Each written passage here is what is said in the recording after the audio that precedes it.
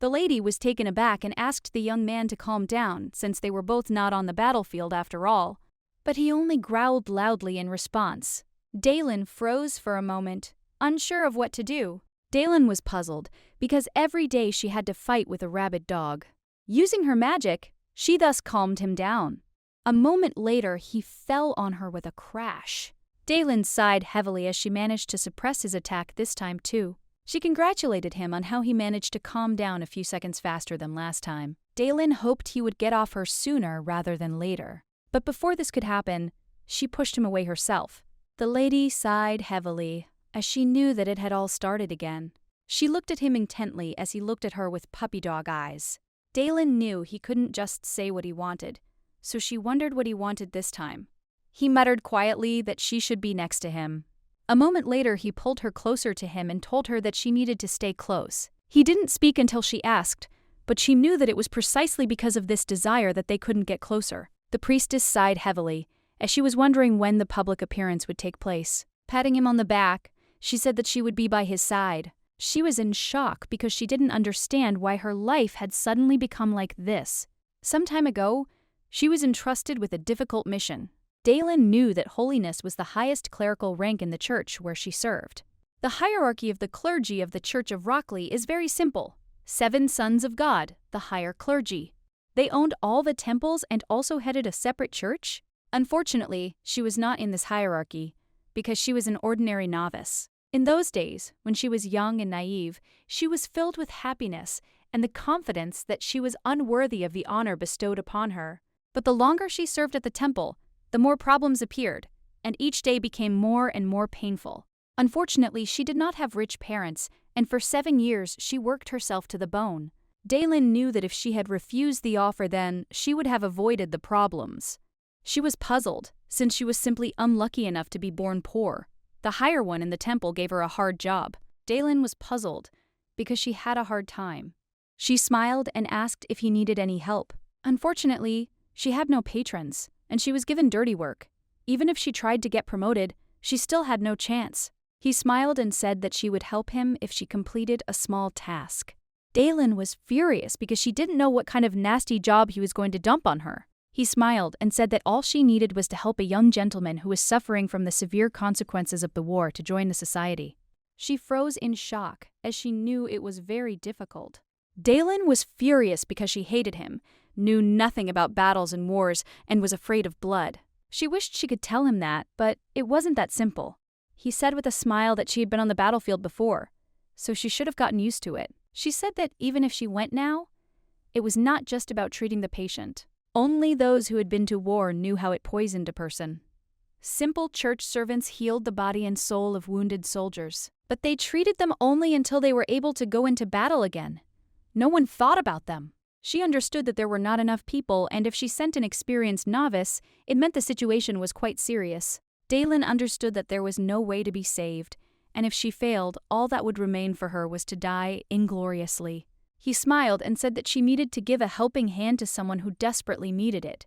She said that she could have died. The priest smiled and said that God would grant her endless bliss. In translation, he said that he didn't care whether she died or not. She knew that many years ago she would have agreed without hesitation. Dalen asked what if it got so bad that she wanted to die. In translation, she asked what she would get in return, because no matter what favorable conditions he offered, she did not want to agree. He smiled, but inside he was burning with rage, since she had not learned humility.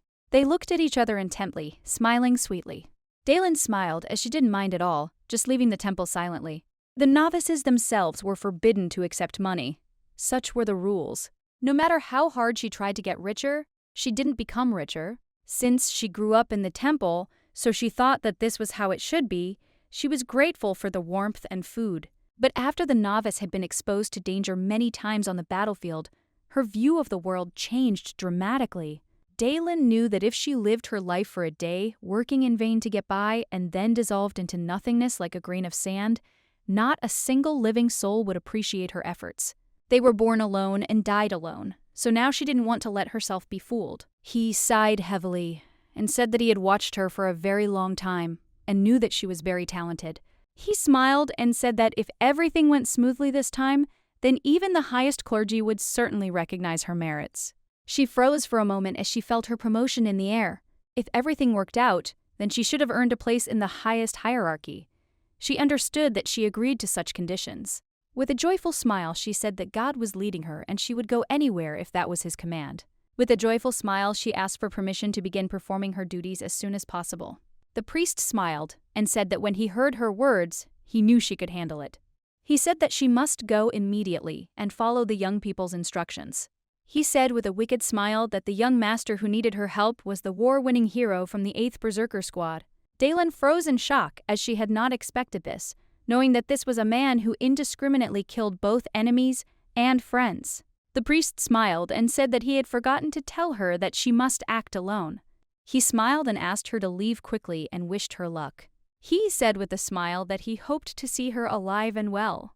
She was shocked because after his words, she just wanted to quit her job and leave. It so happened that on that day she suddenly fell into a trap and had to go to a magnificent estate. But in the beautiful building, a very serious problem awaited her. Unfortunately, she realized that the problem was of enormous proportions and that she could not simply deal with it. After some time, she slowly followed her problem. She was puzzled as she had only recently returned from the war, but she felt herself being pulled back into hell. Dalen has seen and been through a lot. Unfortunately, she no longer had the strength to cry. In the war between Raklion and the neighboring state of Sorbin, victory was always on the side of the latter. With each new defeat, the morale of the troops fell, and unfortunately, no one anymore hoped for victory. The war was hopelessly dragging on. Until the moment they appeared, no one knew who they were or where they came from, because there were only a few selected fighters, who fought like madmen. They had monstrous strength, and due to such strength, they turned the tide of the war. They appeared very unexpectedly, and won the battle, and later disappeared without a trace. The Allies called them saviors, and the enemies demons. She was very grateful to them, and she wanted the bloody war to end sooner. Even if one of her own was hurt, she didn't care. But in one moment, everything changed. Of course, they were cruel in battle, but only because of this they were called animals. But still, thanks to them, they quickly won. The Emperor's second son, the former commander-in-chief, became a hero, and the detachment's existence was consigned to oblivion. Dalen knew that as soon as the war ended, the squad disappeared and their existence was forgotten. The church was ordered to reward them with titles and lands, and not to hide them, but to treat them and prepare them to become knights. The priestess understood that in order to stop one such warrior, 10 knights would be needed. Dalen was furious because she agreed because she was promised a good reward. The young man looked intently at the priestess and said with a smile that they would arrive at the place soon. He thanked her again for agreeing to come. She smiled and said that she was following God's will. Lauren Truck, third son of House Truck staff, army officer. A very capable man. But after the war he was left without work, so now he has been given the role of the one who will solve the squad's problems. He said with a smile that even if it was God's will, it was not an easy decision. She said that she would try her best. He smiled and said that he believed in her, and also said that from now on she would have to cope with everything alone. He handed her a small whistle with a smile and asked her to keep it with her. She looked at him in surprise, but he said that it was just a precaution and she should use it in case of danger. He also said that with his help she could calm down their enraged friends. She sighed heavily and thanked him for this gift, which she accepted with joy. Lauren said with a smile that they had arrived at the place. He looked at her intently and, smiling, said that she would live in this mansion. He also talked about how the maids would arrive, how the cleaning would be done, and how the groceries would be delivered. And he also talked about security. She didn't know how the guards could help her. He smiled and said that they could either remove the body or die with her for company. Dalen was shocked and asked if she could leave for the night too. He smiled and said that it was impossible, but since she was already there, he was leaving. The security guards surrounded her with a smile and asked her to help with her luggage. She was in shock as she understood that life is pain. A moment later, they did not say where the young man was and wished her luck. She sighed heavily and, looking around, walked inside. She noticed that there was no one inside. She imagined that as soon as she entered, a wild animal would immediately pounce on her. She noticed that there was no wild animal and the mansion was excellent. Dalen walked slowly and quietly into the room. She looked at her new room with a joyful smile as she saw that it was luxurious, like the whole house. Before this, she lived in tiny closets, and her room resembled a coffin. She thought that she would live in a terrible kennel as a mad dog, but the room was very luxurious, which made her immensely happy. Daylin, with a joyful smile, she ran to meet her destiny. She danced and rejoiced because she knew that life is beautiful. Overjoyed, she opened the door and walked into the room with Pesmia. But a moment later, she stood frozen in place. At the same time, the young man gave her a fierce and menacing look. She froze in shock, and all her joy disappeared somewhere. A moment later, she looked at the young man with a glare and a frown. Daylin knew she had to remain calm, because when someone encountered a wild animal, they couldn't show their fear. With a heavy sigh, she greeted the lost soul, but at that very moment the young man attacked her with fury. She realized that he didn't like the phrase, it was too dazzling. Looking at the young man, she could not understand whether he was sensible or not. She knew that if the muscle mass attacked her, she would be dead for sure, but she also noticed that he had stopped growling. Daylin knew she needed to try to talk to him, because she needed to understand how sane he was. But before he could even get the word out, she saw him pounce on her. The priest was in shock, as she did not expect everything to happen so quickly. But at that very moment, she took advantage of her recent gift. The young man screamed in pain as he was bound by magic. She whistled without stopping, and the young man fell to the ground with a crash. After a few seconds, she finally opened her eyes. She froze for a moment when she saw that he was simply lying on the ground. Daylin was in shock and didn't understand what had happened. She didn't understand what she had done. For a moment it seemed to her that he was not breathing, but she still hoped that he was not dead and tried to wake him up. Daylin pulled away from him as she realized she was sitting next to the man who had almost killed her. But after a few minutes, she plucked up her courage and approached him. She hoped that he was not dead. She was in shock because she understood that if he really died, she could be fired, and in that case, she would become a murderer. A moment later, she clearly saw marks on his neck, as if someone had tightened ropes around his neck. She knew they weren't there before. Daylin was taken aback because she realized that it was all because of the whistle. She saw that he fell unconscious but did not squeak. Daylin sighed heavily because he looked so creepy, so she decided not to use the whistle anymore. She didn't know what to do, so she decided to make him more comfortable. It seemed to her that because of the strong muscles in his back, his head was floating in the air. She decided to take care of him a little and brought him a pillow so that he would be a little more comfortable. Daylin sighed heavily as she saw that he hadn't even moved. But she understood that if he was snoring, it meant he was alive, so she wanted to rest a little until he woke up. But after a few seconds, she saw a fresh wound. Daylin was shocked because she was again meddling in things that weren't her business by being too kind. She understood that she simply had no way out, and so she decided to help him. Daylin climbed on top of the young man and unbuttoned his shirt. She was momentarily taken aback by the beautiful sight. She wondered if the body was a murder weapon or a washboard, but she didn't understand why there was no living spot on it. She hoped that he would keep his mouth shut and not blab about her stupidity, so she used her power on the young man. As a child, she noticed that her gift was special. She understood that there was no one to protect her, and if someone found out about her outstanding abilities, they would start using her, so she carefully hid her gift. It would have taken an ordinary church minister half a day to heal such wounds, but she did it all in a matter of minutes. Looking at the young man, she wondered how he had been eating all this time. A moment later, the young man opened his eyes wide as he woke up from everything that had happened. The young people froze for a moment in surprise, but at that very moment, he suddenly rose up. Unfortunately, he miscalculated the strength of his lift and dealt a strong blow to the priest. She sighed heavily, but a moment later she shouted that she had done nothing of the sort. Daylin was furious and screamed that she only took off her clothes to heal him, so he shouldn't look at her like that. She was furious and screamed at him to stop making that face immediately, as if he had lost something. She was glad that his mind had returned so much that he now felt ashamed. She sighed heavily and said that she was not finished with his treatment, so he should sit quietly. She warned that it would not hurt him. The young man froze for a moment in surprise when he saw how she used her power against him. She smiled and asked if he had relaxed. She understood that his outburst of anger was a sign of severe overexcitement. She was sure that with the help of divine power, she would be able to calm him down. She smiled and asked if he could stand her voice. He sighed heavily and said that he could. A moment later, she asked him with a smile what his name was.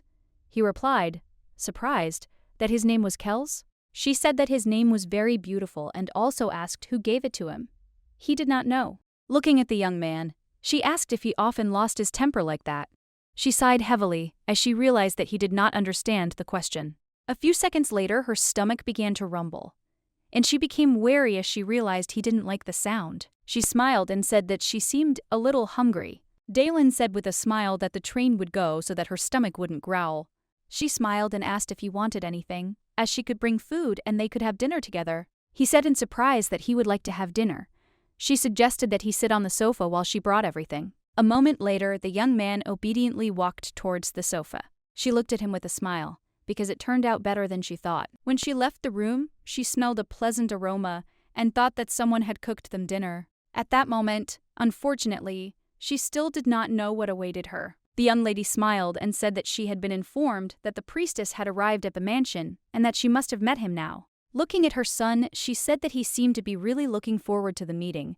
She knew that her son wanted to know what kind of hero the squad would become.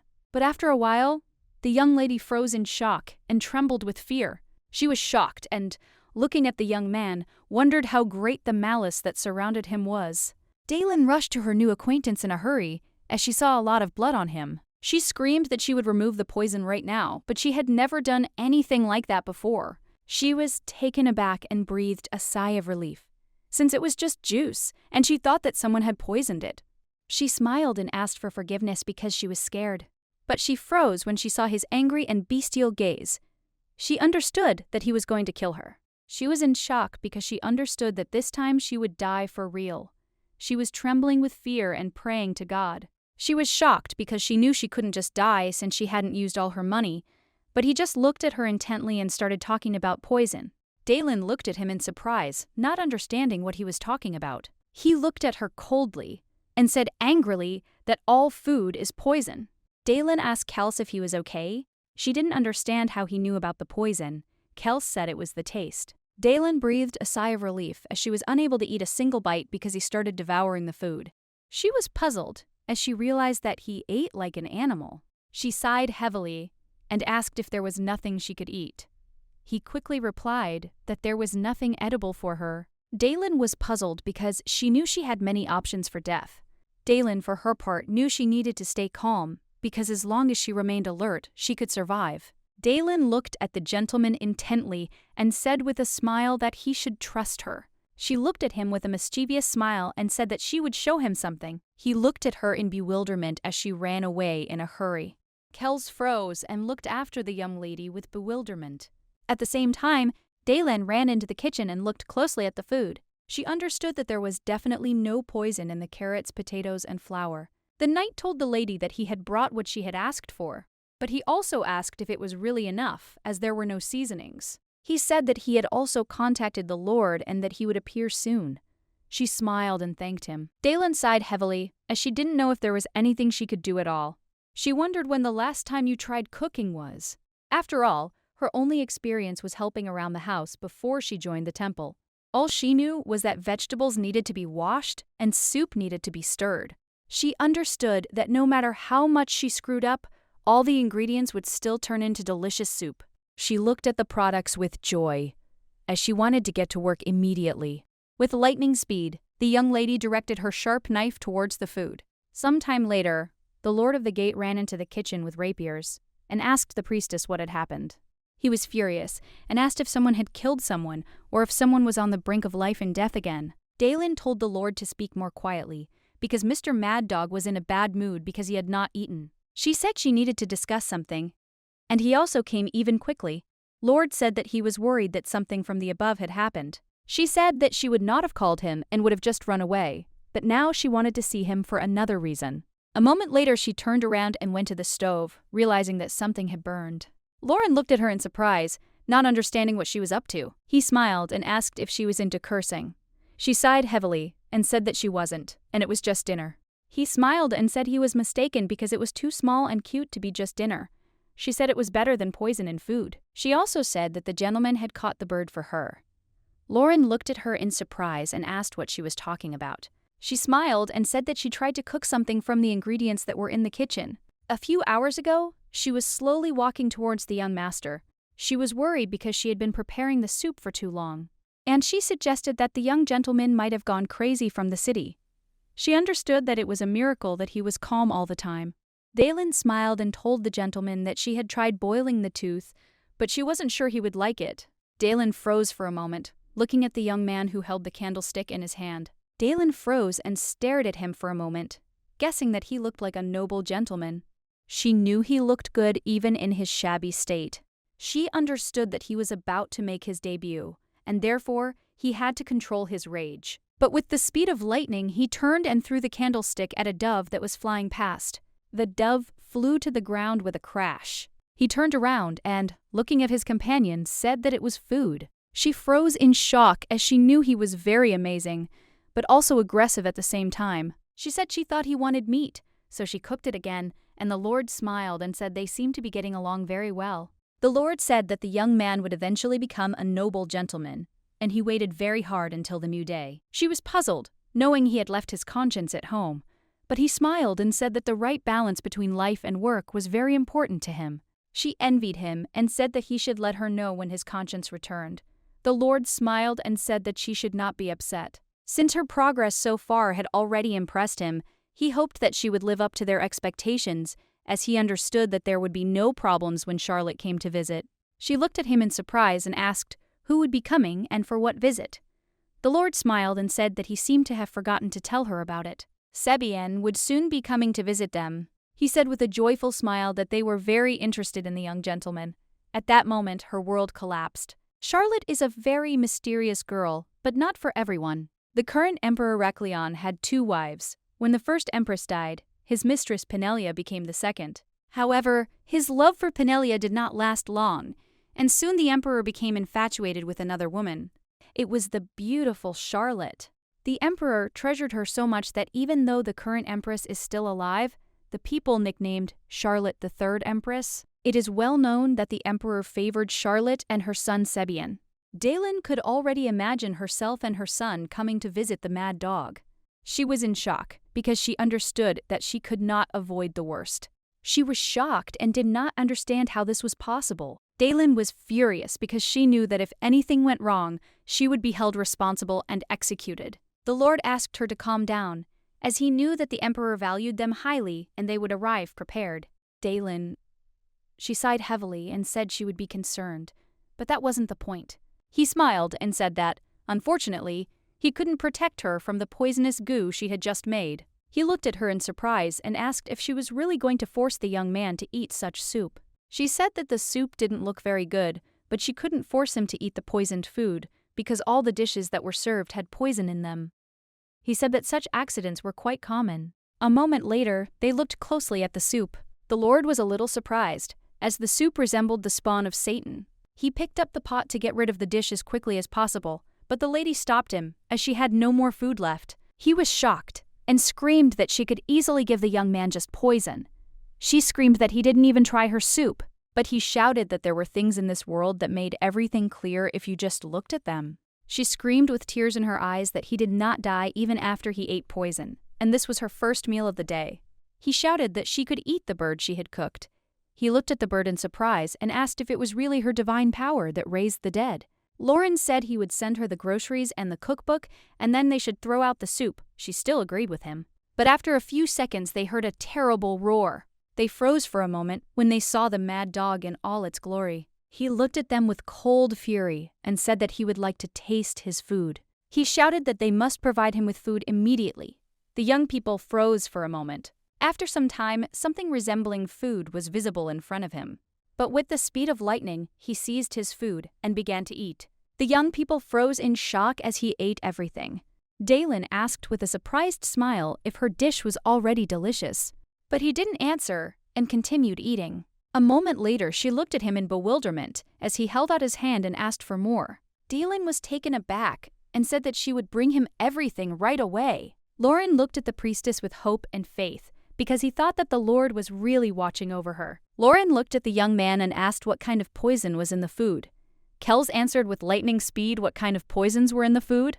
The young lady was surprised that the young man could distinguish poisons. Lauren smiled and said that in the squad, young people can distinguish poisons. She was surprised and wondered if they were trained. She saw all his reactions. Lauren said that they were trained, of course, but some of it was from birth, but also different spells were used on them during training. She knew that all invisible forces were considered divine. They were controlled by the church. With the exception of the fighting priests, the rest could only use the powers for salvation. She was shocked because they used a spell to turn children into weapons.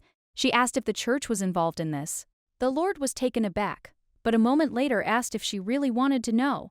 She froze, and at that very moment, the young man took the pot of food from her. She sighed heavily and said that she didn't want to know, but at the same time, the young man continued to eat with appetite. Trembling with fear, she said that she did not want to know anything like that, because the less you know, the better you sleep. Dalen Bailiff looked at the Lord and said that she was a simple novice, and she did everything she was told. He said that when the children of the squad were growing up, they did not make mistakes, and there were no losers among them. He said that there are many ways to erase a person, as if he never existed. He smiled and said he hoped everything would be okay. Taken aback, the young lady said that everything would, of course, be fine, and she would not let him down. Sometime later, the young lady also stared at the young man who was leaving the estate. She was a little puzzled by his words. Turning around, she sighed heavily, knowing it had been a very long day. After seeing a mad dog eating the food she had prepared, she decided to try it, but it turned out to be no better than poison. He gave it away in a hurry and simply ran away from them, wishing them a bon appetit. The Lord was in shock and shouted after her that he needed her healing and blessing. She sighed heavily and lay down on her bed. She assumed that her ward had most likely fallen asleep after dinner, as the house was very quiet. She knew he wasn't going to die, so she didn't need to worry, and it was time to go to bed. A moment later, she wrapped herself in a beautiful blanket and began to drift off to sleep with pleasure. Dalen knew that even though she hadn't eaten very well, she would sleep well. She hoped that tomorrow she would be able to sleep late. She told herself this without realizing that there was anyone nearby. But a moment later, she felt someone's presence and jumped up abruptly. She was shocked when she saw Mr. Mad Dog in front of her. She turned around as if she had already fallen asleep and was just dreaming about him. But after a few seconds, she finally took out a small whistle and looked intently at the young man. At the same time, he growled at her fiercely and loudly. Dalen sighed as she realized that the whistle had worked and he had actually been afraid of it. She hoped that she would not have to use it. Looking at the young man, she asked us if something had happened. He didn't answer her, and she realized that he was simply holding back because he saw the whistle. Looking at the priestess, he said very loudly. She asked in surprise what he was talking about. Kel said irritably that all the sounds were very loud, and he couldn't sleep because he could hear the voice and breathing steps. She was taken aback and froze for a moment in shock, but after a few seconds she said that she understood everything. She didn't think at all that he would be able to explain anything to her, and she asked for forgiveness because she was carried away by the situation. But after a few seconds, she was taken aback, because she knew that they were in different rooms, and they were far from each other. She asked in surprise if he could really hear her steps and breathing from his room. He said that it was true and that she was very loud. She was taken aback as she remembered what the Lord had told her. She knew he was sensitive, but this was going beyond all bounds. She knew that if she told him to go to his room and sleep, he wouldn't do it. Looking at the young man, I realized that he would not do it. A moment later, she said that she couldn't sleep either, so they could just talk.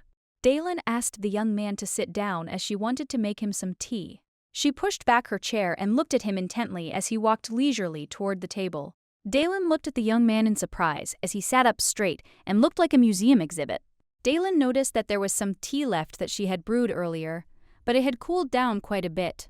She sighed heavily and said that it didn't bother her at all. She slowly handed him a small teapot and asked him not to be surprised. A moment later, the teapot began to shine dazzlingly, and the young man looked at the teapot in surprise. He asked if she was a battle priest, and Dalen gasped and said she wasn't. Priests were divided into several types.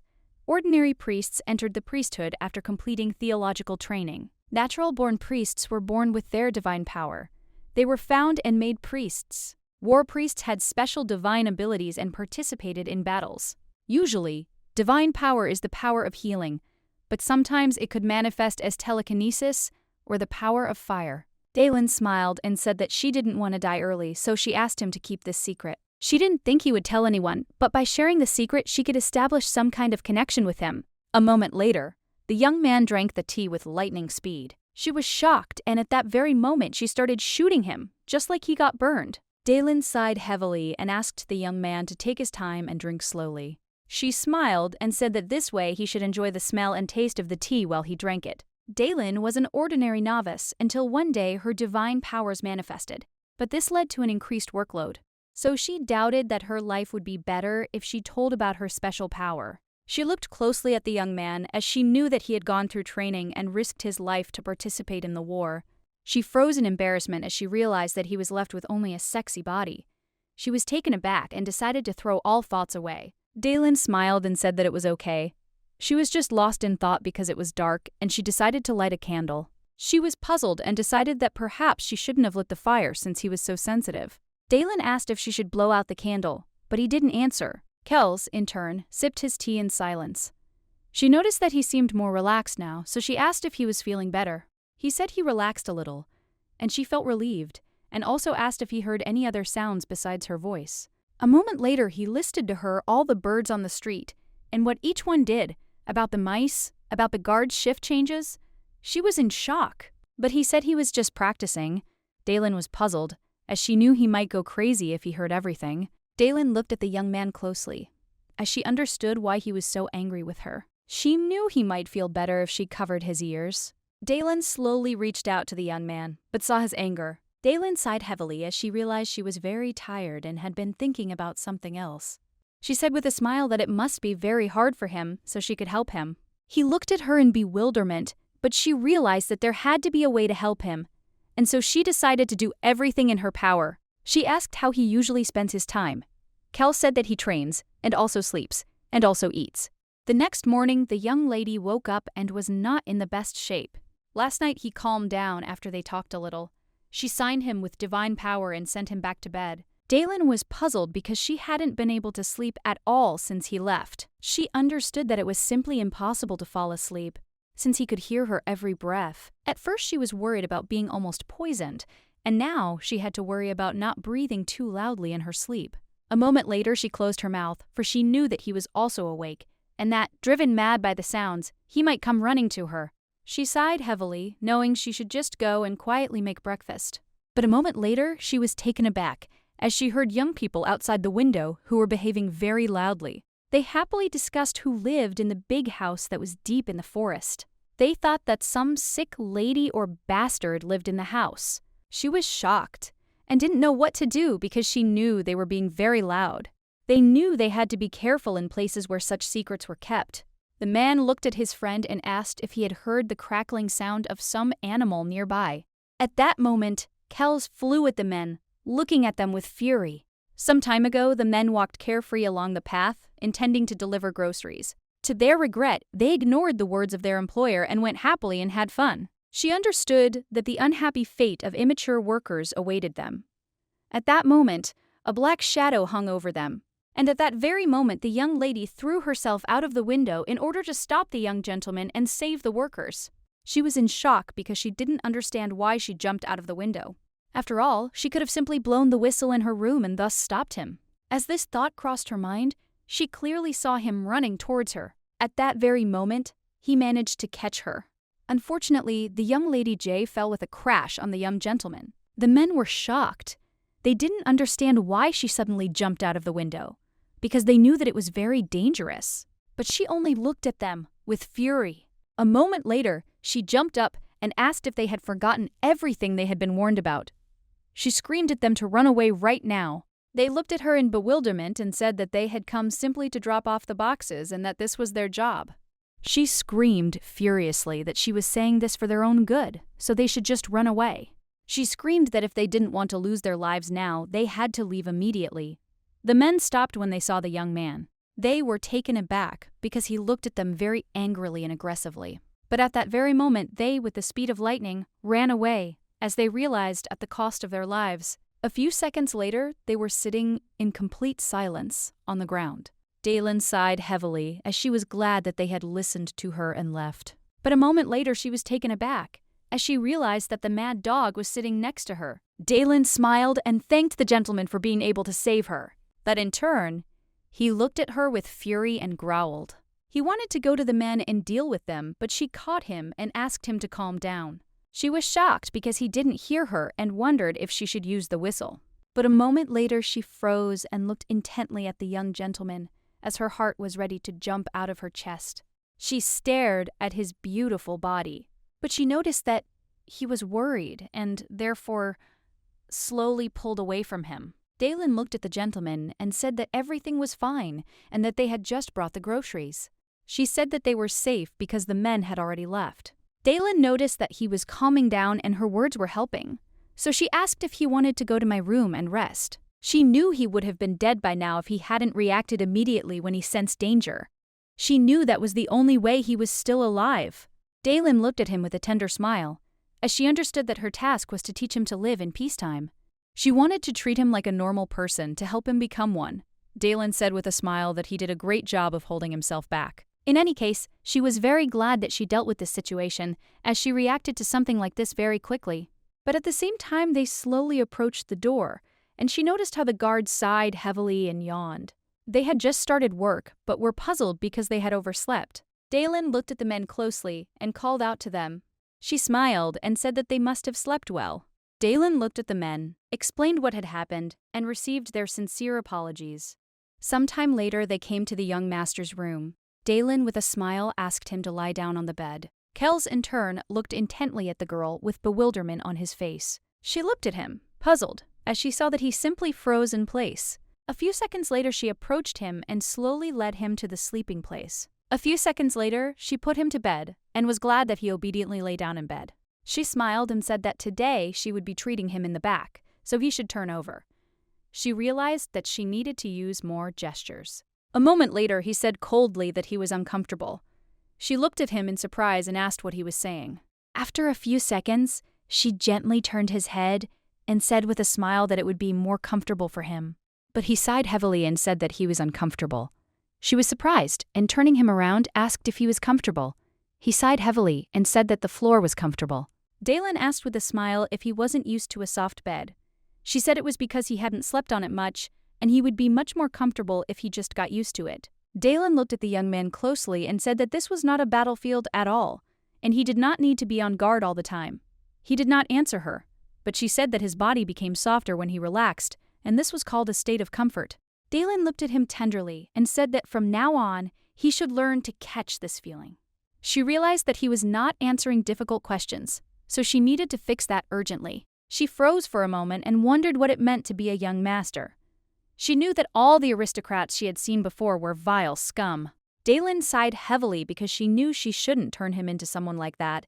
She assumed they wanted to turn him into the sweet and kind person that all the girls dreamed of. Dalen sighed heavily, knowing she had a long way to go. A moment later, the young lady saw that he was sleeping peacefully.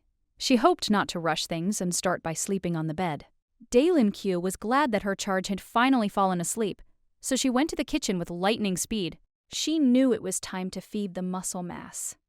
Sometime later, the young lady was no longer alone in the kitchen.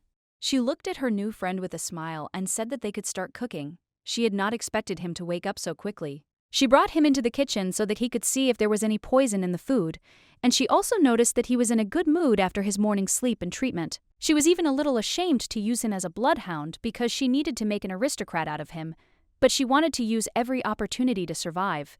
She smiled and said that all he had to do was check if there was poison in the food. She slowly showed him each product, and he determined by smell whether there was poison in them. With a joyful smile, she said that the products were all fine. Looking at the recipe book, she wondered what to eat, because she knew that the guards had brought more boxes, and now they had a lot of food.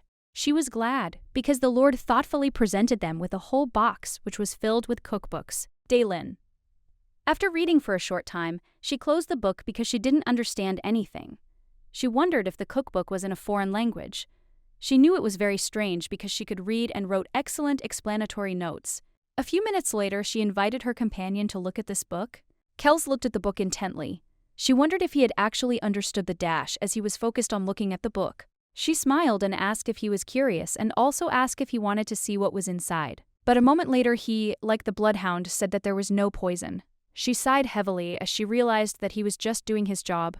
Dalen handed him the book and said that, fortunately, there was no poison in it, but with a smile asked why he didn't take a look at our holding. He looked at the book in bewilderment. She was a little surprised. Dalen sighed heavily and, looking at the young man, asked if he really couldn't read. She was shocked, because she understood that he had been trained, but they hadn't taught him to read. He dryly replied that it wasn't necessary for combat. Daylin was shocked and didn't understand how they could have raised children like that.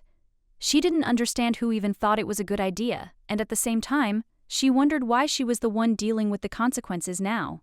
Daylin looked at the young man closely and said that it looked like she would have to teach him to read. He looked at her with confusion, as the word was new to him. Daylin asked in confusion if he didn't want to learn to read, and all she heard in response was dead silence. She was surprised because he didn't say anything, but he wasn't angry either, so she wondered if he had thought this through. She realized that he had only responded with insignificant words before, so she assumed that he didn't know what he liked and what he didn't. Daylin knew she needed to teach him to understand his feelings. In addition to reading and sleeping on the bed, she smiled and said that all noble aristocrats could read, so he should learn too. Daylin sighed heavily and said that he couldn't become a master if he died of hunger, so now she needed to feed him. A moment later, she asked him to start by cutting the onion and carrot into small pieces. She glanced sideways at the young man and asked if he knew what that meant. He dryly replied that he did.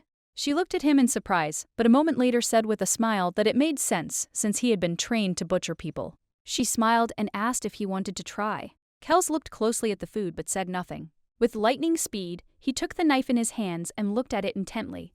At the same time, the young lady looked at him dumbfounded, as she was a little scared. She was trembling with fear as she had completely forgotten that the man was himself a man of weapons.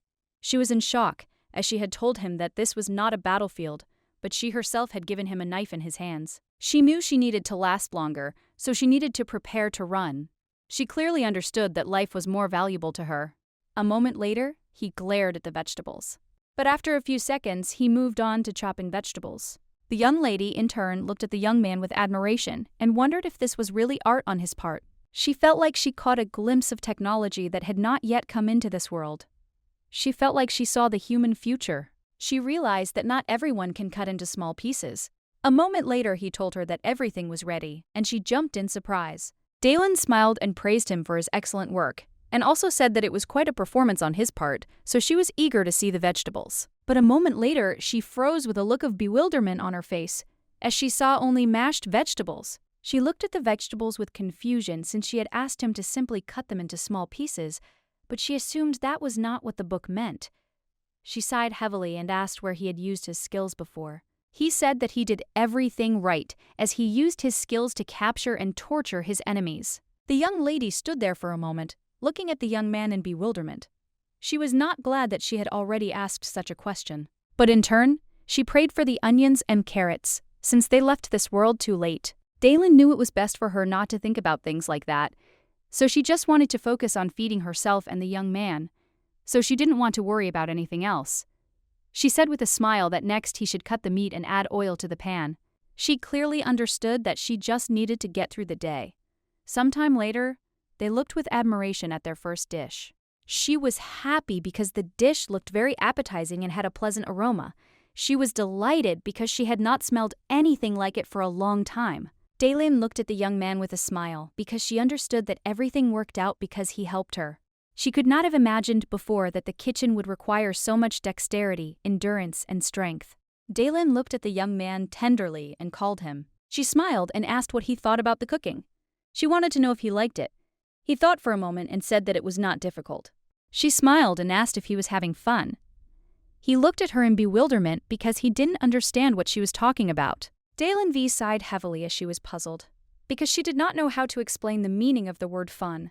She asked if he enjoyed the process of cooking itself, although she realized that she told him and he did everything, and most likely he did not enjoy it. She smiled and asked if he wanted to help her cook in the kitchen again in the future. He looked at her with bewilderment and asked if he really needed to do things like that again. Daylin smiled and said that if he wanted to, he could do it, but if not, he didn't need to. She smiled and said that he shouldn't force himself to do things like that, and perhaps she would become a better cook with practice. He looked at her intently and said he wanted to do it again. She smiled a puzzled smile and said that she would look forward to his next dish.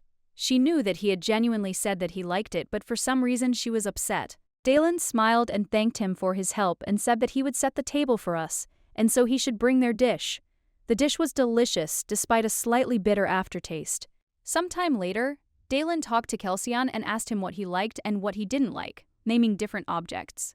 After a few minutes, she looked at him intently and asked if he liked her. Kels froze for a moment and stared at the young lady. After a few seconds, he sighed heavily and rudely told her that he didn't like her. She was furious and understood that he was just a rude dog. She was shocked and knew he was just hopeless.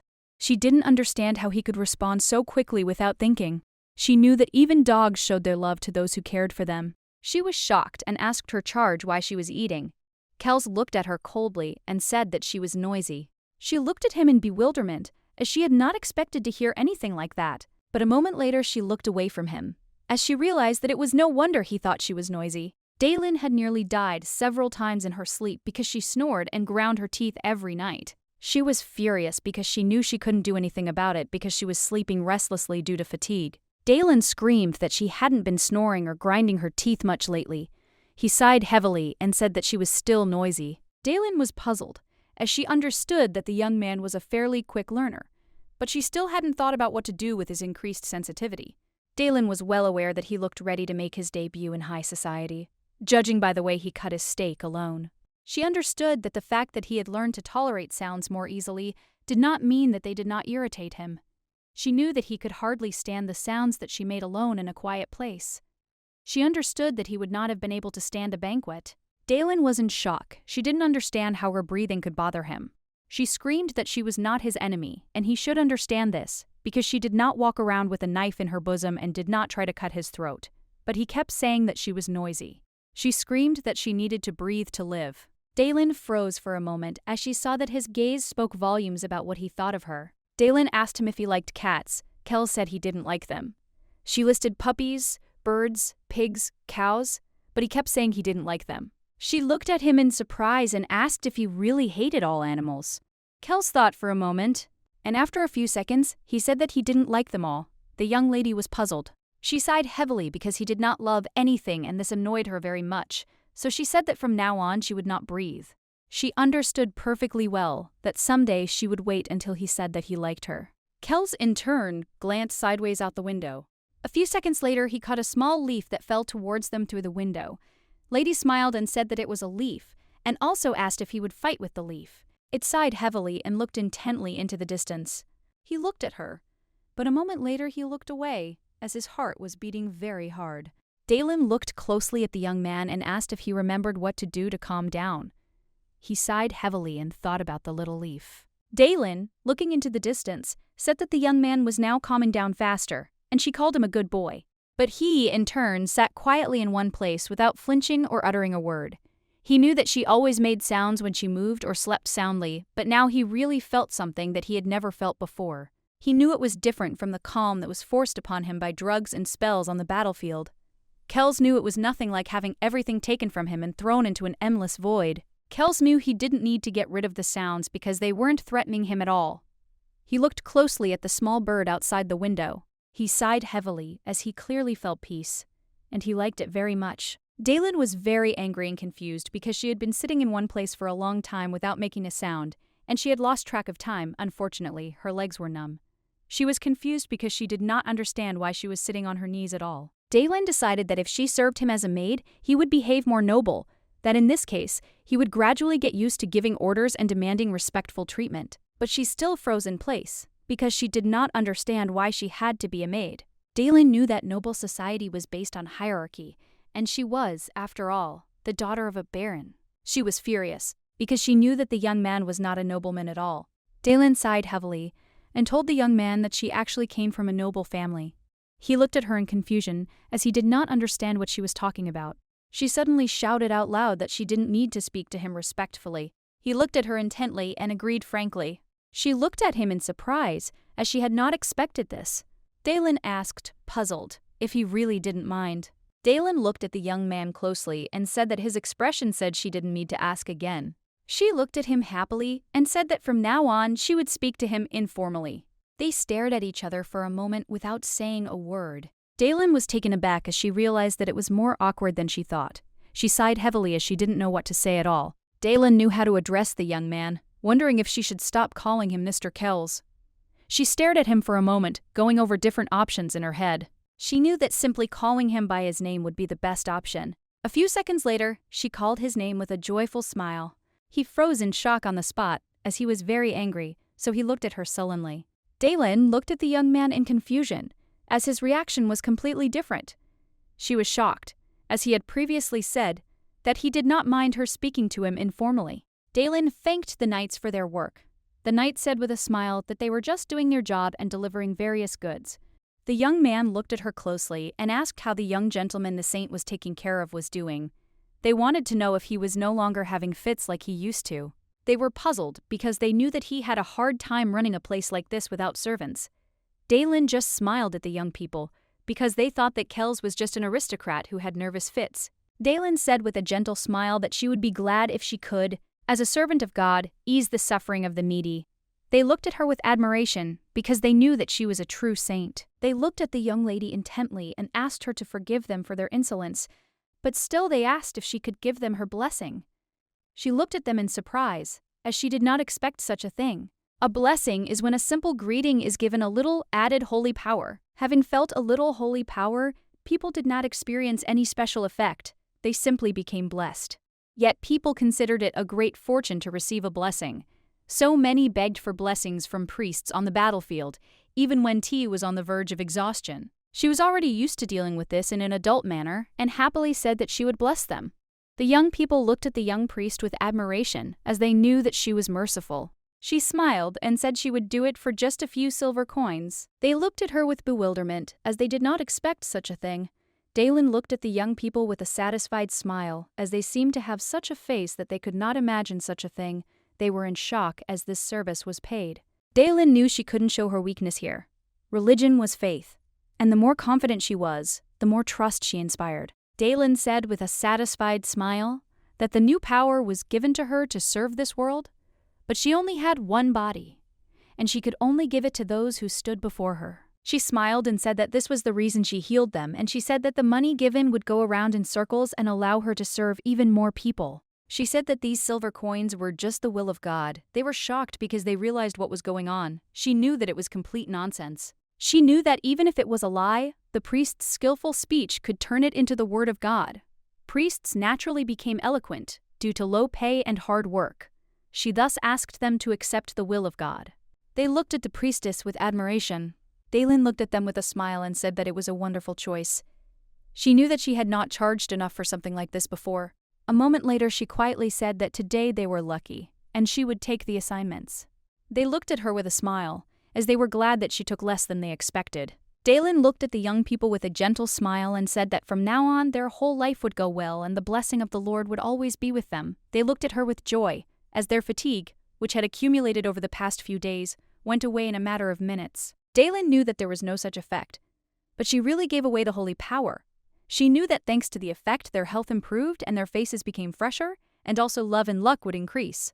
She smiled and, leaving, said that it was time for her to go. They happily thanked her for this. They said that they would live without forgetting to thank God. They said that they would definitely fulfill God and regularly go to church for services. She understood perfectly well that there was a small side effect, but she did not tell them about it. She prayed to God for forgiveness since she had risked her life at work. Daylin sighed heavily, knowing that yesterday she had faced a life-threatening situation over a trifle. It all started with the fact that she had flared up over a trifle and called her ward by a different name. She remembered his furious gaze and complete silence. Daylin looked at her new friend in surprise and asked if there had been any problems. He looked away from her. She looked at him in bewilderment. Daylin was a little taken aback as he said his name. He sighed heavily and asked her to repeat his name. Daylin sighed heavily and said that he didn't seem to mind. She asked if he was surprised and wondered if this was the first time he had been called by his first name. But he didn't answer and slowly got out of bed. Daylin looked at him in surprise and asked where he was going. Kels sighed heavily and said that he didn't like the bed. And with that, he sat down on the ground.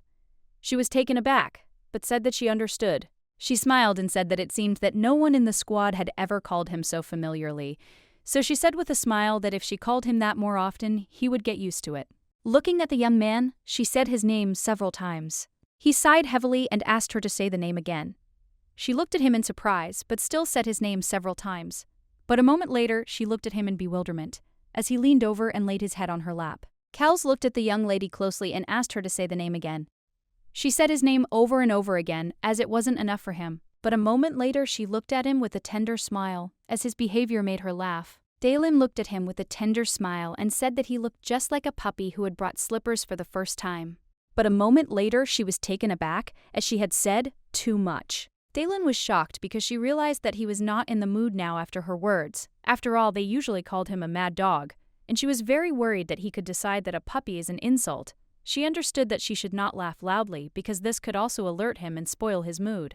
But a moment later the young lady was taken aback and looked at her new friend in bewilderment, as he was behaving unpredictably. But he, in turn, looked at her intently and told her to continue. Dalen looked at him in confusion and called his name, but he said that was not it, and at the same time he reached for her face. She looked at him in surprise and asked if he had really just talked about laughter, Kels. He said that was exactly it. Looking at the young lady, he asked her to smile again. She was puzzled because she knew that if someone had told her that she had to laugh on command, she would not have been able to do so, but the young lady knew perfectly well that she had no choice, and she laughed hysterically. Kels looked at her with a displeased expression on his face, as she was acting differently than before. She smiled and said that he should understand that laughing alone won't work. He looked at her in surprise and asked what he should do in that case. Dalen smiled and said that usually people laugh together. Dalen, looking at the young man, said that he also needed to learn to laugh in order to move in society. He looked at her with bewilderment, thinking about her words. But a moment later he sighed heavily and leaned closer to her. She looked at him in surprise and asked if it was really that difficult for him. Dalen sighed heavily and asked if he had never laughed. She was puzzled because she didn't know how she could teach him something like that. Dalen smiled and said that he could definitely do it, just like ordinary people could, and that meant he could do everything too. She shouted that he would quickly learn everything. Dalen looked at the young man with a smile and asked him to raise his hands up and repeat after her. He sighed heavily, but still did as she asked. At the same time, the young lady slowly carried the box of groceries into the kitchen. Dalen understood that facial muscles were just muscles, and he would learn to smile in time. But every time such incidents occurred, she thought about his past life. She was puzzled because she didn't know whether this person would be able to fit in with the people who had lived that very ordinary life. Dalen knew that she had to take him into high society at any cost. She understood that what happened to him next was none of her business. Dalen sighed heavily as she realized she needed to focus on what was in front of her eyes. A moment later, she walked into the young man's room with a cheerful smile and greeted him. She looked at him with a gentle smile and said that today they would practice smiling since they had discussed this situation yesterday. But a moment later she was taken aback as the young man suddenly grabbed her and pulled her towards him. He looked intently into the distance and told her that they had arrived. She was in shock and did not understand what was going on and who had arrived. But a moment later, he pushed off the ground and they were flying down. Dalen was in shock and screaming at the young man to stop immediately. She was puzzled because she saw that a lord had come to visit them at the estate. The young man was taken aback when he saw them flying towards him. He looked at them intently and said that they had suddenly jumped down, and that was why he was very scared. She looked at him in bewilderment and asked why he had fainted so suddenly. He looked away from them with embarrassment and said that if he didn't do exactly that, they wouldn't pay attention to him. She was shocked and didn't understand who he was portraying now. He smiled and said that she was in demand for such scenes, and he also asked what they were doing in general. Dalen sighed heavily and looked at the Lord with confusion, since everything that happened was his fault. She turned her gaze to her ward and asked him to calm down. Dalen was very scared when the young man suddenly grabbed her, but she knew that such jumps had happened more than once. Dalen looked closely at our new friend and asked him to calm down, and also asked if he remembered what he needed to do in order to calm down faster. At the same time, the Lord looked at them with bewilderment, as he was amazed. But a moment later he shouted with a satisfied smile that it was just excellent. She sighed heavily and asked what was wrong with that. Dalen looked closely at the young man and said that next time he should somehow make his presence known, because a little more and the matter could end in bloodshed. The young man was shocked by her words. He shouted that he made his presence known and the young master should have noticed him as soon as he entered.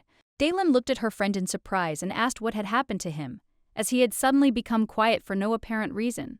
Lauren looked at them with a smile and said that the main thing was that he calmed down, but for some reason this irritated him a little. He smiled and said that the Holy Father had already gotten used to it. She looked at him in surprise, but was glad, as she was pleased to hear confirmation of her suspicions from others. She looked at him intently and asked if he really thought that. He smiled and said that of course it was obvious how hard she had worked all this time. She was shocked and screamed that she really put all her soul and all her strength into it. He smiled and said that he understood her. Dalen screamed that she had poured invaluable and unique, sincere efforts into this work. The Lord looked at her intently and said that of course he promised a reward for her such services. She smiled and said that she was only following the teaching. Dalen looked at the young man with bewilderment and asked what brought him to them so early in the morning. He looked at her with a smile and said that he had only come to them to give her a book. He brought her the basics of etiquette for receiving the imperial family, which they had to learn in just one day. Dalen was a little puzzled when she saw this book. Dalen looked at the young man intently and said that it was just a terrible title and she had a bad feeling about it after she saw the book. He looked at her with a smile and asked what kind of bad feeling she was talking about. He said that these were simply wonderful events. Lauren looked at the young lady with a joyful smile and said that finally tomorrow the prince and Madame Charlotte would come to them. The young lady froze in shock when she heard such information. She was shocked by everything she heard and screamed that this was simply not real. She hoped that he was just lying to her. But in turn, the young man looked at her with a satisfied smile and said that if they tried really hard, they would succeed. She was shocked because she understood that even if he said such words, it was the decision of the imperial family, and they could not refuse. Dalen fell to the ground in exhaustion. She understood that this was simply truly impossible. He smiled and said that she shouldn't try so hard, because everything would be fine. But in turn, the young man looked at them intently, but said nothing to them. Dalen was puzzled because they barely returned from the battlefield alive. She understood that they could have been executed just because they did not please the imperial family. She sighed heavily because she knew that even dead they would regret it. The young man sighed heavily and said that life is always at stake. She looked at him in bewilderment as she could not believe what he said. Dalen, looking at her friend, realized that a person's instinct is to protect their life and what is dear to them. She was shocked and did not understand what kind of training one needs to undergo in order to say such things. She did not understand how she could raise him. Dalen looked at the young man intently and asked how many lives he had. He always looked at her with a knowing look, but she said that he only had one life. He looked at her in surprise and said that everyone had one life, Dalen. In all seriousness said that for this reason everyone valued their life, leading to only one. Dalen sighed heavily, as it seemed to her that he did not quite understand her. But looking at him, she asked him to take care of his life so as not to lose it. Dalen assumed that if she simply told him that, he would remember her words at the right moment. But she assumed that no one had ever said such simple things to him, so he didn't understand them. She saw his silent gaze, which did not express any emotions. Dalen looked at the young man with a smile and said that he was a good boy, because he tried very hard. Because earlier she said that if he did not understand anything, he should just nod his head. She turned around and sighed heavily, knowing they would have to skip the smile practice if she wanted him to greet the guests looking like a tough guy. Dalen sighed heavily and told her companion that there was one important mission that needed to be completed before the meeting. He looked at her in confusion, not understanding what she was talking about. She turned around and said that an important mission awaited them. Sometime later, she said with a satisfied smile that they were in for a general cleaning. She was even a little ashamed to force him to act like a tough guy like that, but if they saw the whole pigsty, they might cut their budget. Dalen looked at the young man with a smile and said that she would clean the corridor from the first floor to the women's wing, and he should take care of the stairs and corridor on the second floor. She smiled and said that they would hardly be able to clean all the rooms, so they needed to clean the corridors that would definitely catch the eye. He looked at her intently and said that he understood everything. Dalen understood perfectly well that cleaning was not her job at all, because according to the young lord, she only had to look after the young man, and other people were supposed to do everything else. But as soon as she arrived at the estate, she immediately realized that due to certain circumstances, the cleaning was left to her. Neither she nor the young man paid much attention to such things, so they were not uncomfortable without someone looking after the house, but she had not expected that they would have to clean up so suddenly. Dalen sighed heavily, as they were used to seeing only polished hallways, so she needed to thoroughly clean the floor at the entrance. Dalen sighed heavily, knowing she needed to focus on cleaning. She was worried because she knew the situation was far from peaceful, because the imperial family would arrive tomorrow, and they had to clean the entire huge mansion in one day. She wondered if she had become stronger because she was curious about it. She thought that she had become stronger after returning from the battlefield. She understood that she simply had incredible fortitude, but a moment later she threw all her thoughts away more easily because she knew that this was not true. Dalen knew it was because her new friend had become so reliable and she had learned to cook. But a moment later, The young lady was taken aback and froze for a moment. She wondered if he even knew how to clean. She was shocked because she realized that she had made a huge mistake. She ran in a hurry to meet the young man because she was shocked by her logic, because she left him alone and did not even check if he knew how to clean. She was in shock and did not understand how much time had passed, and she hoped that he did not tear the wallpaper to shreds, like in his room. Dalen wondered again if he had stained the paintings while trying to clean them. She was shocked and didn't understand what they would do if a dark pink color appeared on the painting. In a hurry, the young lady ran into the corridor, which was being cleaned by a young man. She froze in shock as she was blinded by the bright light. She looked at her with bewilderment, but he looked at her with even more bewilderment but continued cleaning. She was shocked, because he cleaned very well. Dalen looked at the young man closely and asked him to stop. He looked at her with bewilderment. Dalen sighed heavily and stopped him, saying that they only needed to clean the visible areas. She looked at him intently and said that he had to remember the main thing about cleaning, to create the appearance that he had tried. She said that he should get maximum visual effect with minimum effort. He froze in surprise as he did not expect to hear such a thing, but she understood perfectly well that they had to achieve maximum results with minimum effort. Kells looked at her with wide eyes and said that the basis of the battle is cleaning, and cleaning is a battle. The young lady looked at him with puzzlement and said that now they are fighting a battle with dust. Dalen said that just like in a fight, he should target the enemy leader first. So here, they should attack the visible dust first, and then the little things. She froze for a moment in surprise as she saw his eyes glowing, ready to start a battle. He looked into the distance with fury and said that they needed to sweep away everything in their path. The next day they greeted guests from the Imperial Palace, but unfortunately, not everyone was in great shape. The young lady knew perfectly well that everyone would be interested in why she was dressed like that, but she knew that it was a very interesting story. They thought the cleaning would never end, but thanks to the young man's excellent physical abilities, they were able to finish early. Dalen knew the young man would be more successful as a janitor than as a nobleman. But a moment later, she was taken aback, for she knew that now was not the time to admire such things. Dalen looked at the young man with a smile and said that they had overcome one big mountain, and now they should move on to the next step. He looked at her intently as he was ready for the next task. Dalen said with a smile that the next task was to learn manners to avoid execution. She knew that entering the university was not mandatory, but they had to survive at any cost, so they were required to learn a lesson in etiquette. Dalen was glad to have received the latest version of the etiquette manual from the Lord, but she decided that the content of etiquette had hardly changed much in recent years, since she knew all the rules of communication with members of the imperial family by heart. Ordinary priests were also carefully trained in etiquette in case of visits or summonses from nobles. Dalen trained so hard to get the bonus for placing first on the exam that her lower back even started to hurt. Dalen smiled and told the young man that they should start with a greeting, but now she wanted to show him an example and asked him to repeat after her. He looked at her closely and said that he understood everything.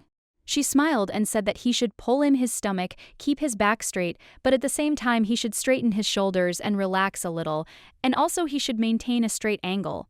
She asked him to gracefully describe an arc with his shoulders and greet the person. A moment later, the young man followed all her instructions. Dalen was shocked as she was unexpectedly blinded by his light. Dalen knew that the radiance of beauty that only a temple servant could possess was now on the young man.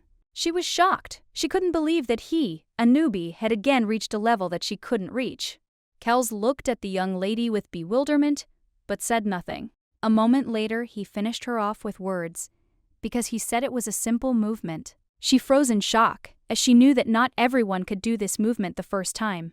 Overall, thanks to his perfect handling of the cleaning and etiquette, the preparations went off without a hitch. But, unfortunately, things didn't go according to her plan. She saw his explosive temper and shouted for him to calm down, as the members of the imperial family were already approaching, so they had to greet them. She was in shock, did not understand where he was going. Kells looked at the young lady intently but said nothing. She sighed heavily and said that she felt the presence of only small animals in the mansion. She knew that his sensitivity remained the same. Although they rehearsed at the entrance to the mansion, as soon as he stepped outside, he began to react sharply to countless stimuli. She was puzzled as he reacted even to the leaves of the wind. She understood that at this stage he could kill all the animals. She hoped that no one would ever approach him from this moment onwards. Yesterday, with tears in her eyes, she begged him to calm down and not kill anyone. She understood that if he had listened when she cried and begged, then he could have already made his debut in society. Dalen tried everything to somehow tame his wild temper, but she understood that this could not be achieved in one day. She understood that you cannot just take and turn a mad dog into a noble gentleman with the snap of a finger. She, beaten and broken, thought that she had done it after all. Dalen knew that since things hadn't worked out right away, she wanted to show that she had tried. She wanted to show how much she had suffered. She wanted to show how much she had sacrificed herself and worked hard. Dalen knew she had to let go of all her noble pretensions because she knew that once she showed how much she had suffered, she could get what she wanted. She knew the mansion was very clean and she was dirty, so she wanted to play on the contrast. She knew that the prince was very young, and Charlotte had come to them for some political purpose, and if she recognized them as useful pawns, she would certainly offer some support and try to take advantage of them. Dalen sighed and told the young man that he should wait where he was, and she also asked him to greet them when they got out of the carriage and do everything as they had trained up to this point. He sighed heavily and said that he understood everything. Dalen ensured a distance he could maintain. She knew that greetings were not required to be made at close range. She understood that if Charlotte and the prince valued their lives, they should understand this. She looked closely at her future gold mine. And for a moment she froze in shock, but she was also blinded by the beauty of the young lady. Dalen Sung fell to the ground with a thud as she saw a smile that could make you feel the fullness of the sunlight. Dalen bowed low and greeted the prince and Lady Charlotte, while her companion also greeted them from a distance. Dalen smiled and introduced herself, and didn't forget to introduce her companion. They looked at her in bewilderment as they saw all her scars. Dalen looked at Charlotte with a satisfied smile, as she knew that this was now her trump card. She looked away from the young lady and said that for those who serve God, the path sometimes turns into a thorny road. She said that they were servants of God and should not be stopped by fear. Charlotte was shocked because she thought that the priests were just modulating and giving blessings, but seeing how she suffered, following the will of God, she had little heart. Charlotte looked closely at her son and asked if he thought the same. He smiled and agreed with her. A moment later, the prince looked at the young lady and thanked her for her hard work. Dalen looked at the prince in surprise, as she assumed that he was just a child, but he turned out to be very serious. She saw that he was very similar to his mother, as he was very cute. Dalen looked closely at Charlotte as she looked very young, and it seemed to her that they looked more like brother and sister than mother and son. She noticed that he looked very much like his mother. Dalen knew that at first glance he had platinum hair and green eyes like his mother, but from a different angle. When the light fell on them, his eyes and hair sparkled with different colors. She saw gemstone eyes. It was a sign of imperial blood. Looking at the young lady, the parents asked why the young man was standing so far away from them. Dalen was taken aback for a moment. But after a few seconds, she smiled and said that he had very sharp hearing, and if he got too close to him, his ears could be damaged. The young prince was shocked by this information. He sighed heavily and said that they couldn't do anything about it then, but he was still upset because he wanted to greet him closer.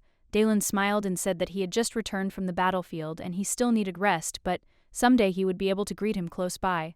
Dalen was puzzled because she knew that his ears would be damaged and their bodies could be torn to shreds, but unfortunately, she couldn't say that. She was glad that Kels wasn't a capricious child at all. She looked at the prince closely and asked if he would like to see where Lord Kels lived. He smiled and agreed and also politely asked her to show them around. The young lady in turn was very glad that everything was going smoothly. She thought that if they followed the route she had discussed with her charge in advance, everything would be fine. But unfortunately, at that very moment, everything went wrong. As they were attacked, and the arrow flew past the young lady, but at the same time it touched her fragile and without that skin. The arrow hit the carriage with a roar and almost hit the young prince. Dalen was acutely aware that things didn't always go the way they wanted. She turned around in rage, looking at everyone present as someone reported that they were being attacked by assassins. Someone's cry, unfortunately, started the chaos. At that very moment, the knights rushed to protect Lady Charlotte and the prince. The lord was in shock. He shouted at the knights to calm down and not run around with their screams. He shouted at the priestess to blow the whistle. But at that moment, without thinking, she ran after her new ward. The lord was in shock and shouted after her. She ran as fast as she could towards the young man, as she clearly understood that she had to stop him. They ran deep into the forest, and she called him, but he did not stop. Dalen was furious because she knew she had been too naive. She hadn't expected the assassin hunting her charge to be so careful. She thought Charlotte and the prince had nothing to worry about because they had knights and bodyguards. Dalen was furious because she saw that the young man had run away and she had let him go, the knight shouted at the priestess to run away and they would take care of the rest. She turned around and shouted angrily that it was her cue. She didn't understand why they were still here. She shouted and asked if they hadn't received orders from the Lord. The young man was taken aback and looked at the young lady with bewilderment. He said that everything was exactly like that. She shouted that when the squad members went into combat mode, the allies should keep a safe distance, and if there were any wards, they should evacuate them, providing them with safety. Dalen knew that if they had just caught the killer, there would be no need to be so desperate to identify him. But the problem was what would happen after they dealt with the killer. She knew that the smell of blood in battle, the sensation of torn flesh, screams, violence easily excited people, and if a member of the squad possessing well-developed senses and attracted by blood broke down, then it would be very bad for everyone. She knew that he would probably go crazy and start acting up. She knew that he would be furious and not distinguish between friends and enemies. Dalen understood that if even one of the Imperial bodyguards, or even someone from the Imperial family, was killed, it would be irreparable. She looked at the young man closely and said that she would deal with it, so he should return and wait quietly. They were all taken aback when they heard a loud scream. Dalen froze for a moment as she walked deeper into the forest, hearing cries for help and seeing bodies. All those present were shot on the spot for a moment and prepared for an attack. The young lady, in turn, slowly took out her weapon. At the same time, the Lord ran up to them and shouted to Dalen not to come closer and to quickly pull out the whistle. Dalen, she was furious and knew she had to fix everything no matter what. At that very moment, she rushed to meet her charge. But she was taken aback when she saw his enraged look. He ran towards her screaming without realizing it. Dalen was furious and knew she didn't care what happened next. The Lord was in shock. He shouted to the priestess, but it was all in vain as he saw that she rushed towards the young man. At that very moment, they ran towards each other. Dalen called the young man, but he didn't answer her. A moment later, she threw herself into his arms. She hugged him tightly and hung on his powerful body, but he was still burning with rage. He ran past everyone. They were in shock, because they didn't know what to do. The Lord, meanwhile, shouted and begged the young lady to get the whistle so that she could use it quickly. He was shocked and shouted that if she didn't do something like this, everyone would die. Dalen, in turn, understood perfectly well everything that was happening, but she could not do something like that to him. Looking at the young man, she asked him to take a deep breath and stop. She wanted him to try to breathe slowly while she closed him off from everything he saw. At that very moment, she used her divine power and asked him to calm down. Otherwise, everyone might die. She was in shock because he did not serve her and continued to run. She was very scared. She screamed that he should listen to her. Dalen punched the young man with his small fists, but he kept running. He knew they would finish before he killed everyone in his path. But a moment later, insight came to him, and he wondered who he should kill. But after a few seconds, his inner voice told him that it made no difference who he had to kill, because everyone had to be destroyed. He understood that there were only enemies, and only one danger on his path. He knew that now he felt anger, pain, the smell of blood tearing from within. A scream, but then he felt someone's presence and heard someone's familiar voice. Dalen screamed at him that he had to calm down because he had decided to live like a human being. Moments later, the young man finally stopped. She breathed a sigh of relief as she realized that she had succeeded, but at the same time the knights looked at the young people with fear. Kells was furious as he felt enemies nearby pointing their swords at him. He was taken aback when he heard the desperate voice. She looked at him intently and asked if he had calmed down. Kells sighed and said that he could feel the sound of a heart. She looked at him with a happy smile and said that it was. Dalen asked joyfully if it was too loud. She shouted that he should wait and she would immediately move away from him, but at that moment the young lady was taken aback as he hugged her tighter. He whispered quietly that she should not leave, because he wanted to hear the sounds of her heart. Dalen was puzzled, because she understood that an incident had occurred, and a serious one at that, right in front of the representatives of the imperial family. She understood that she needed to somehow explain this situation. So she thought, but a moment later a real miracle happened.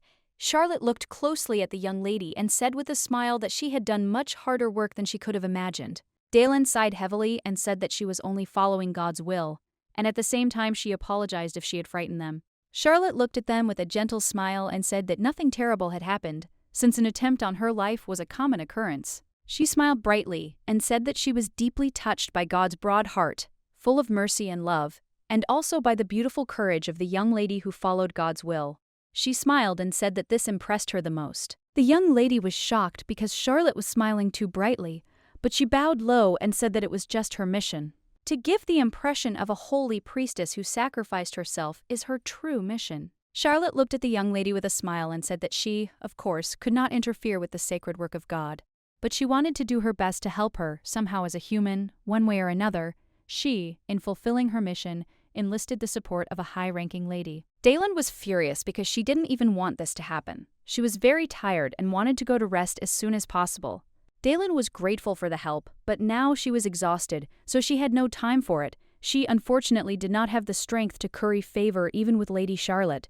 True trust, that's what she wanted to get. Dalen looked at the prince with a smile and asked if he was injured. The prince said with a happy smile that he was fine, but her actions and the young master's were simply magnificent.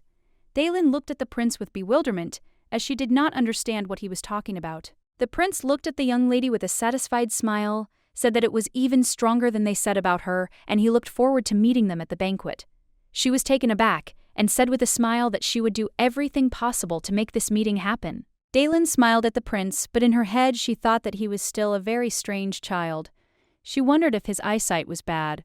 She couldn't imagine how cool he looked now.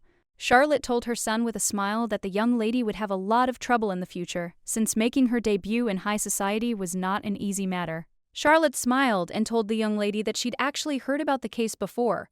Only negative reviews, but current events in the village had given her hope. Charlotte smiled and asked if the day would come when she would be able to talk to Kells on her own. Dalen looked at Lady Charlotte, but after a few seconds, said that of course she could do something like that. Charlotte looked at the young lady with a gentle smile and extended her hand to her. Dalen looked at her with bewilderment. Charlotte smiled and said that she was looking forward to this moment. Dalen, in turn, froze for a moment in bewilderment, but after a few seconds she asked for forgiveness because her hands were now very dirty. She quickly wiped her hand. Charlotte smiled and said that it was a great honor for her to touch the noble hand. Dalen looked at the lady intently, as she knew that she was a brave girl, although she had no experience in war, as she did not hesitate to extend her hand, which was stained with blood and pieces of flesh. Dalen froze in shock as she felt a holy power coming from the young lady. Charlotte smiled and said that she was glad to have such a meeting, and she also said that she was glad that such a strange and capable priest took on such a job. Dalen was taken aback for a moment and froze in place. Charlotte smiled and said that she hoped for their further cooperation. Charlotte looked closely at her son and said that it was time for them to go back. The prince smiled and said goodbye to the young people as he left. Dalen froze and stared after them with a look of bewilderment on her face. She knew very well that the holy power, the immeasurable, inexplicable strange ability, was possessed by only a few, and even fewer had such strong abilities that others noticed it. Dalen knew very well that some people even died without realizing that they had sacred power. Dalen knew full well that this was simply impossible, and that with that level of power, a person should have realized it themselves, because when she gained her power at an early age, she immediately realized it. She was surprised because she saw in front of her an empress who possessed holy power. Looking at Charlotte, she wondered if this was a good thing. Charlotte turned around and said goodbye to the young people. Dalen sighed heavily as she decided to let this situation go, because even if she knew about it, she couldn't do anything about it, because she knew that this was a matter of high circles. Dalen bowed and asked the young men to take care of themselves on the road. Dalen was puzzled because she couldn't get the idea out of her head that the Empress possessed holy powers.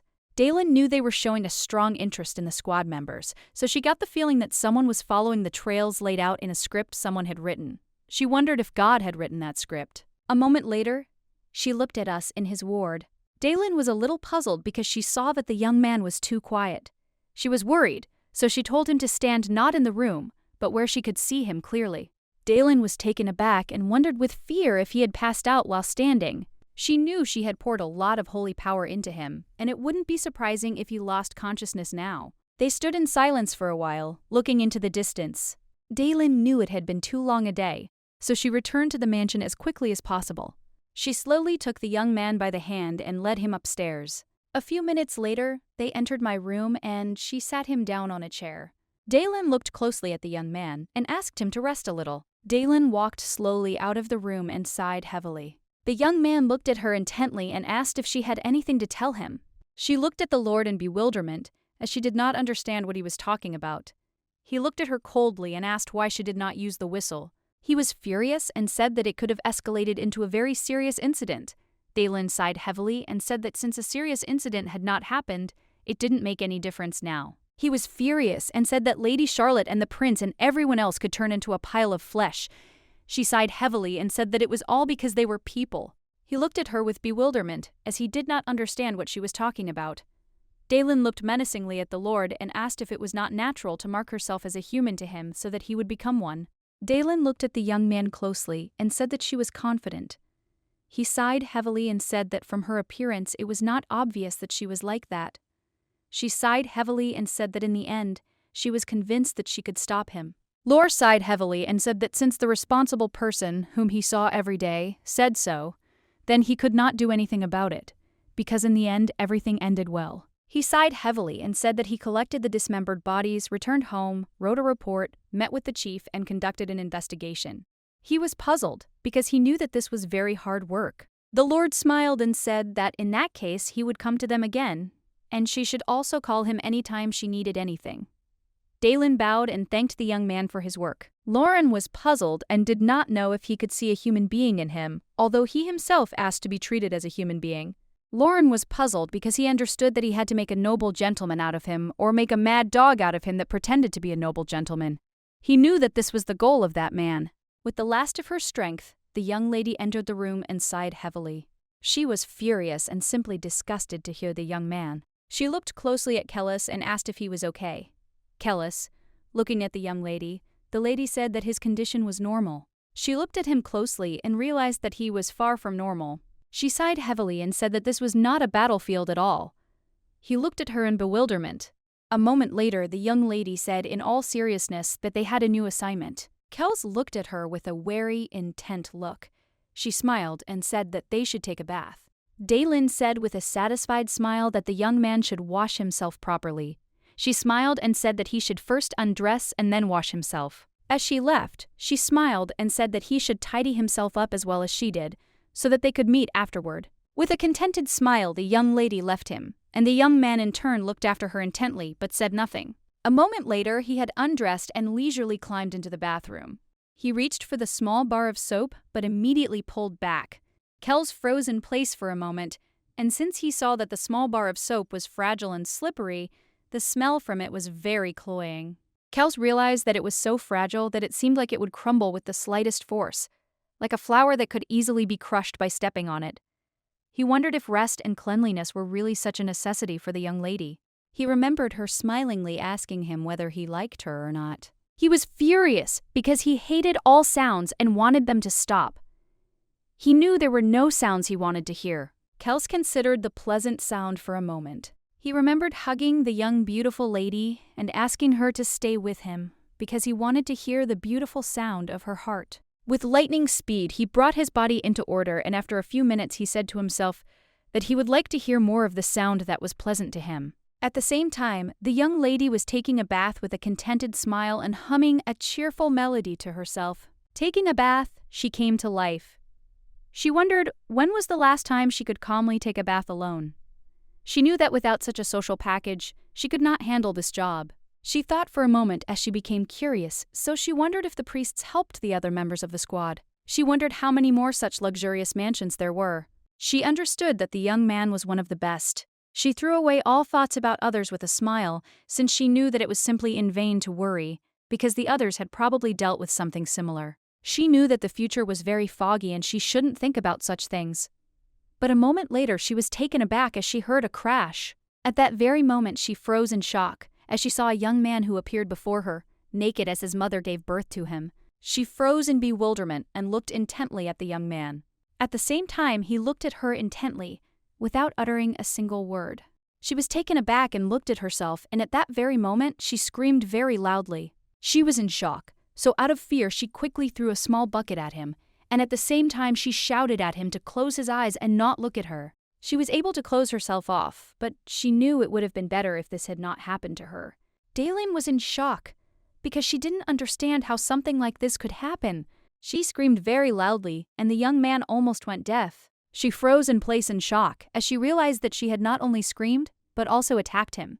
She was very scared, as she did not know what to do now. Daylin looked at the young man closely as she did not understand what he was even planning.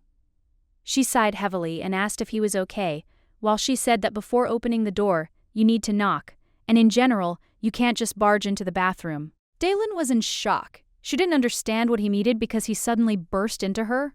Daylin sat back down in the bathroom with lightning speed, and the young man approached her and said that she was very far away. He looked deep into her eyes and said that the sound of her heart was very far away, but he wanted her heart to be closer to him. Daylin froze in shock. Daylin looked at the young man, spellbound, as he said, "Okay," for the first time without being asked. She was very happy that he was growing up, and she knew that if he were a real dog, she would have given him a treat. But she knew he was human, so she asked him not to look at her. He looked at her in bewilderment, but at that very moment he closed his eyes.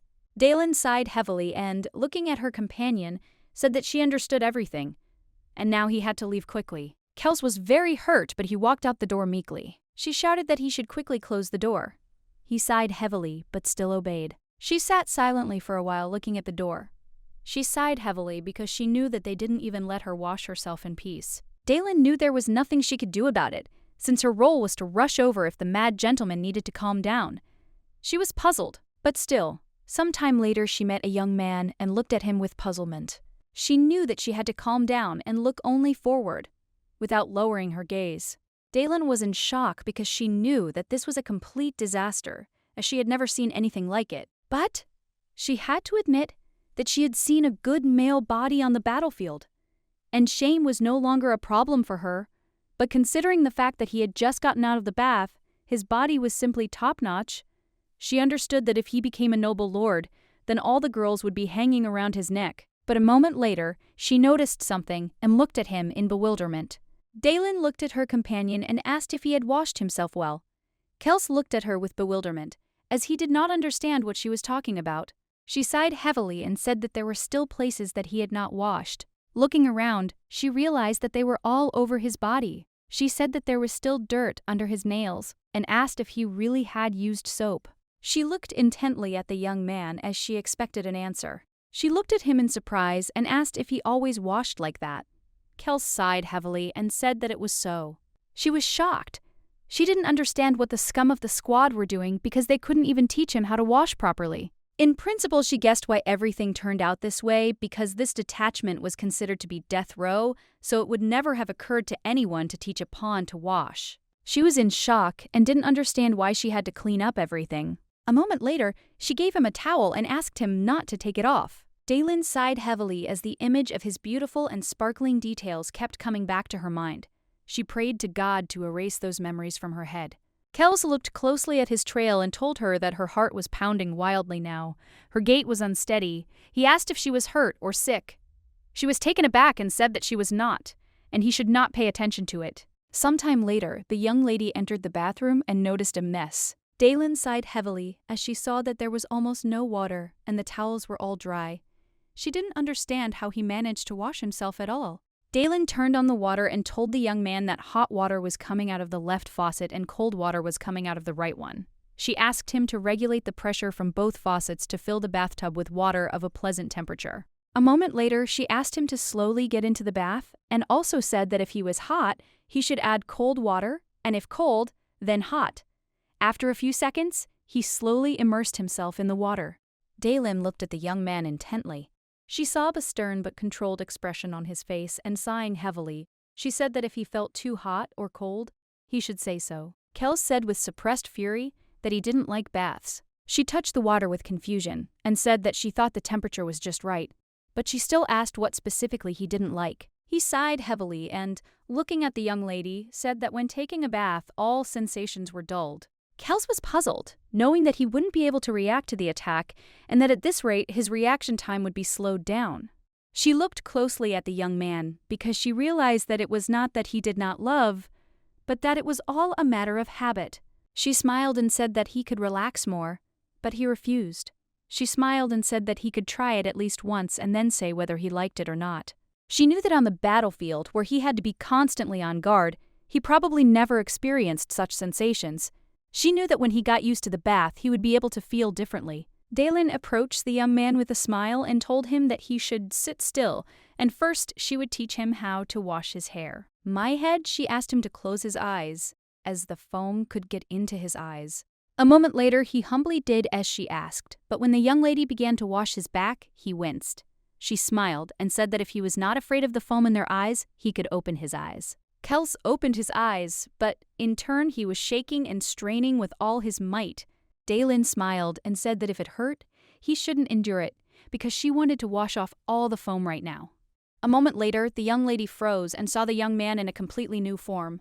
Dalen looked at the young man with a smile, as she adored such an appearance.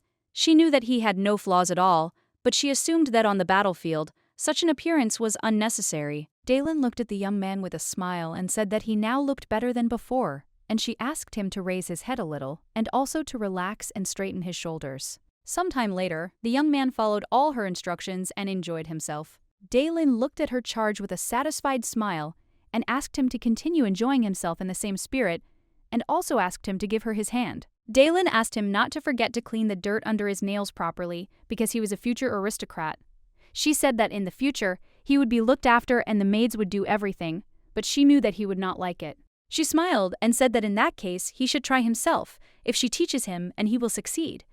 She also asked him to wash everything else with soap, and when he finishes, he should dry himself with a towel and come to her. She looked closely at the young man, because she understood that little by little he would cope with everything. Dalen sighed heavily because she knew that at first there was only despair, but now she was happy about little things. She smiled and said that she would go and get some fruit. A moment later, she turned around and looked at her charge with confusion and informed him that there was a robe hanging by the door and he was absolutely required to put it on before going out. He looked at her in surprise, but still agreed. Kels watched the young lady closely, but a moment later he lay down quietly in the bathtub and relaxed. About an hour later, the young lady looked at him closely and said that he had done a good job of washing himself well and putting on his robe. She was shocked, asking if they really needed this room after his bath they had a small problem. The young lady was puzzled because she saw what the room looked like. She asked if he really thought he could sleep well in it. Dalen knew that the young man loved white rooms without any irritants. She was shocked. She did not understand what the princess's pink mansion had to do with it. She wondered if he had gone too far in his search for simplicity. She looked closely at the young man and asked if he was sure. He sighed heavily and said that he probably was. Dalen looked at him puzzled, knowing he wasn't exactly sure himself. But she didn't want to bring the subject up any further. Dalen sighed heavily and said that since it was necessary, she agreed with him. Dalen looked closely at the young man and said that he should understand that her room was next door, so he should not make noise, regardless of his facial expression. He said that everything would be fine. She sighed heavily as she remembered how he had come to her last time, but she realized that if he spoke, she had to take him at his word. Dalen threw all her assumptions away, as she understood that nothing was normal.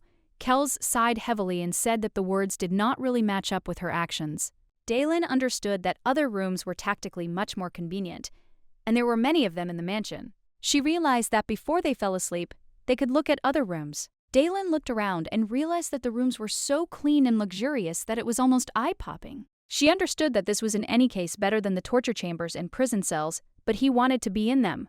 Dalen sighed heavily and said that they couldn't go through all the rooms in one day, and they could look again tomorrow. He sighed heavily and said that instead of running around again like they had before, he would rather spend the night on the roof. A moment later, ignoring the young lady, he walked up to the bed and said that it was time to sleep. Dalen was taken aback and looked at the young man in surprise, as she knew that his words were true. She looked at him in bewilderment and wished him good night. Sometime later, the young man lay quietly in bed. Kels lay quietly while the young lady behind the next wall slept soundly. He was a little puzzled because she was very noisy, because at that time he could hear her breathing and heartbeat. He knew that even though it was noisy, he had to fall asleep. And despite everything, he closed his eyes and fell into a deep sleep. The next day, the young lady was overjoyed and praised him wholeheartedly. She was very glad that today he himself managed to wash himself clean. Dalen was taken aback, but still looked at him with a smile, since, unfortunately, she did not teach him how to dry his body properly. She smiled and said that yesterday he was pouring out the power of holy force, the whole review, so today she wanted to teach him how to use a towel properly. Dalen looked at him with a joyful smile, as he exuded the scent of a noble gentleman. She said that with a little more effort he could go to the ball. Dalen looked closely at the young man and smiled and told him that he should sit down as she wanted to teach him how to dry his hair properly. He reached up to his face in surprise as he felt the first signs of a smile, and at the same time he said that she didn't have to do that. Dalen looked at him in bewilderment as she didn't understand what he was talking about. Dalen smiled and asked if he didn't feel better. He looked at her in surprise but didn't answer. Dalen smiled and said that after the bath he probably had a stomachache and so they should dry off quickly and go eat. She asked him with a smile to close his eyes, because that way the hair would not get into his eyes. Dalen sighed heavily as she remembered that he didn't like to sit with his eyes closed. She smiled and said that if he didn't want to, he didn't have to close his eyes as she would be careful. But still, the young man sighed heavily and closed his eyes. He was puzzled, because he knew that one could only close one's eyes when someone had died. On the battlefield it was clear anyway, since he had to keep an eye on his surroundings without looking away. He knew that the soldiers of his unit had to serve the bones on the battlefield, and they had to carry out all orders. It was so scary to sleep that they endured it until the very end just so they wouldn't have to close their eyes. He didn't want to die from something like this at all. He knew it was simply impossible. He threw all his thoughts away when he heard the young lady's voice again. She was happily praising him. Dalen smiled as she looked at the young man and said that when he washed or dried himself, it was not necessary to forcefully close his eyes. She smiled and said that when he got used to it, with his eyes open, the water would not get in. She smiled and said that over time he would get used to everything. Dalen sighed heavily and said that when he became a noble, the maid would do everything. But since he didn't want to deal with maids, he had to handle such things on his own. Kels was puzzled because he knew that closing his eyes was very scary, and the longer it was, the scarier it became. She smiled and told him that he didn't need to worry because he was a fast learner. Kels, in turn, listened to the young lady's voice as if he were armed. He realized that it was pleasant for him to close his eyes and listen to her, so he wanted to sit in this position for a little longer. A moment later, the young lady became distracted and asked him to wait a bit. She quickly moved away from him and began a small search, but at the same time he felt threatened and became angry. Dalen turned around and looked at the young man with a satisfied smile and told him that he should look in the mirror she had just found. Dalen smiled and said that he probably hadn't really seen his own face in the war. She said that in order to look fashionable, he needed to know what he looked like. Dalen smiled and said that with his looks, anything would suit him. She smiled and said that he was very handsome and he should confirm it. He turned away with a heavy sigh and said that he didn't know. Dalen looked at the young man with a joyful smile and asked him to take a good look at his reflection. She said that maybe he wouldn't understand it now, but as soon as he went out into the world, he would understand how handsome he was. Dalen looked at the young man with a tender smile and said that his parents must have been handsome. Dalen froze for a moment, her expression darkening as she knew the members of the squad had been trained for war since childhood. She wondered if his parents had sent him to war. She was curious to know about the other members of the squad, so she wondered if they, like him, had been cruelly sent to the squad. She knew that if he were cleaned up and dressed up, he would be a very ordinary person. At the same time, Lord froze in shock when he saw a truly terrible picture. He was in shock and didn't understand what they should do with the young man now. But he, in turn, growled menacingly, and in response, they did not pay attention to anything. Sometime later, the young lady looked at her charge with admiration, as he was shining with beauty. She was shocked because he was emitting a very bright light. She knew that with such an appearance, it was unlikely that anyone would pay attention to the little things. So with her radiant smile, she asked him to walk a little. Kels looked at Dalen in surprise and asked if something had happened and she had gotten hurt. She smiled, blinded by the glow coming from her, and told him that she was okay. Dalen said with a smile that he was simply dazzlingly handsome. Kels looked at her with confusion, but Dalen informed him that she had given him a compliment earlier. He was a little confused as he had a hard time understanding what she was talking about. Dalena smiled at the young man, knowing that her training was paying off. She said she enjoyed taking care of the little things, like adjusting a collar or pinning an accessory, and she thought that in high society, such things were considered a sign of nobility. A moment later, she looked at him with a satisfied smile and pleasure, as she already imagined how he would conquer all of high society. Dalen.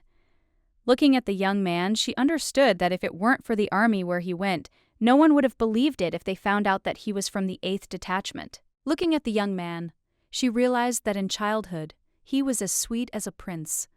She sighed heavily. She knew that they had been trained from an early age. Dalen looked closely at the young man, as she understood that it was very strange that with such an appearance he was sent to the squad. She said that probably many were against sending him to the battlefield. He sighed heavily and said that he didn't know this.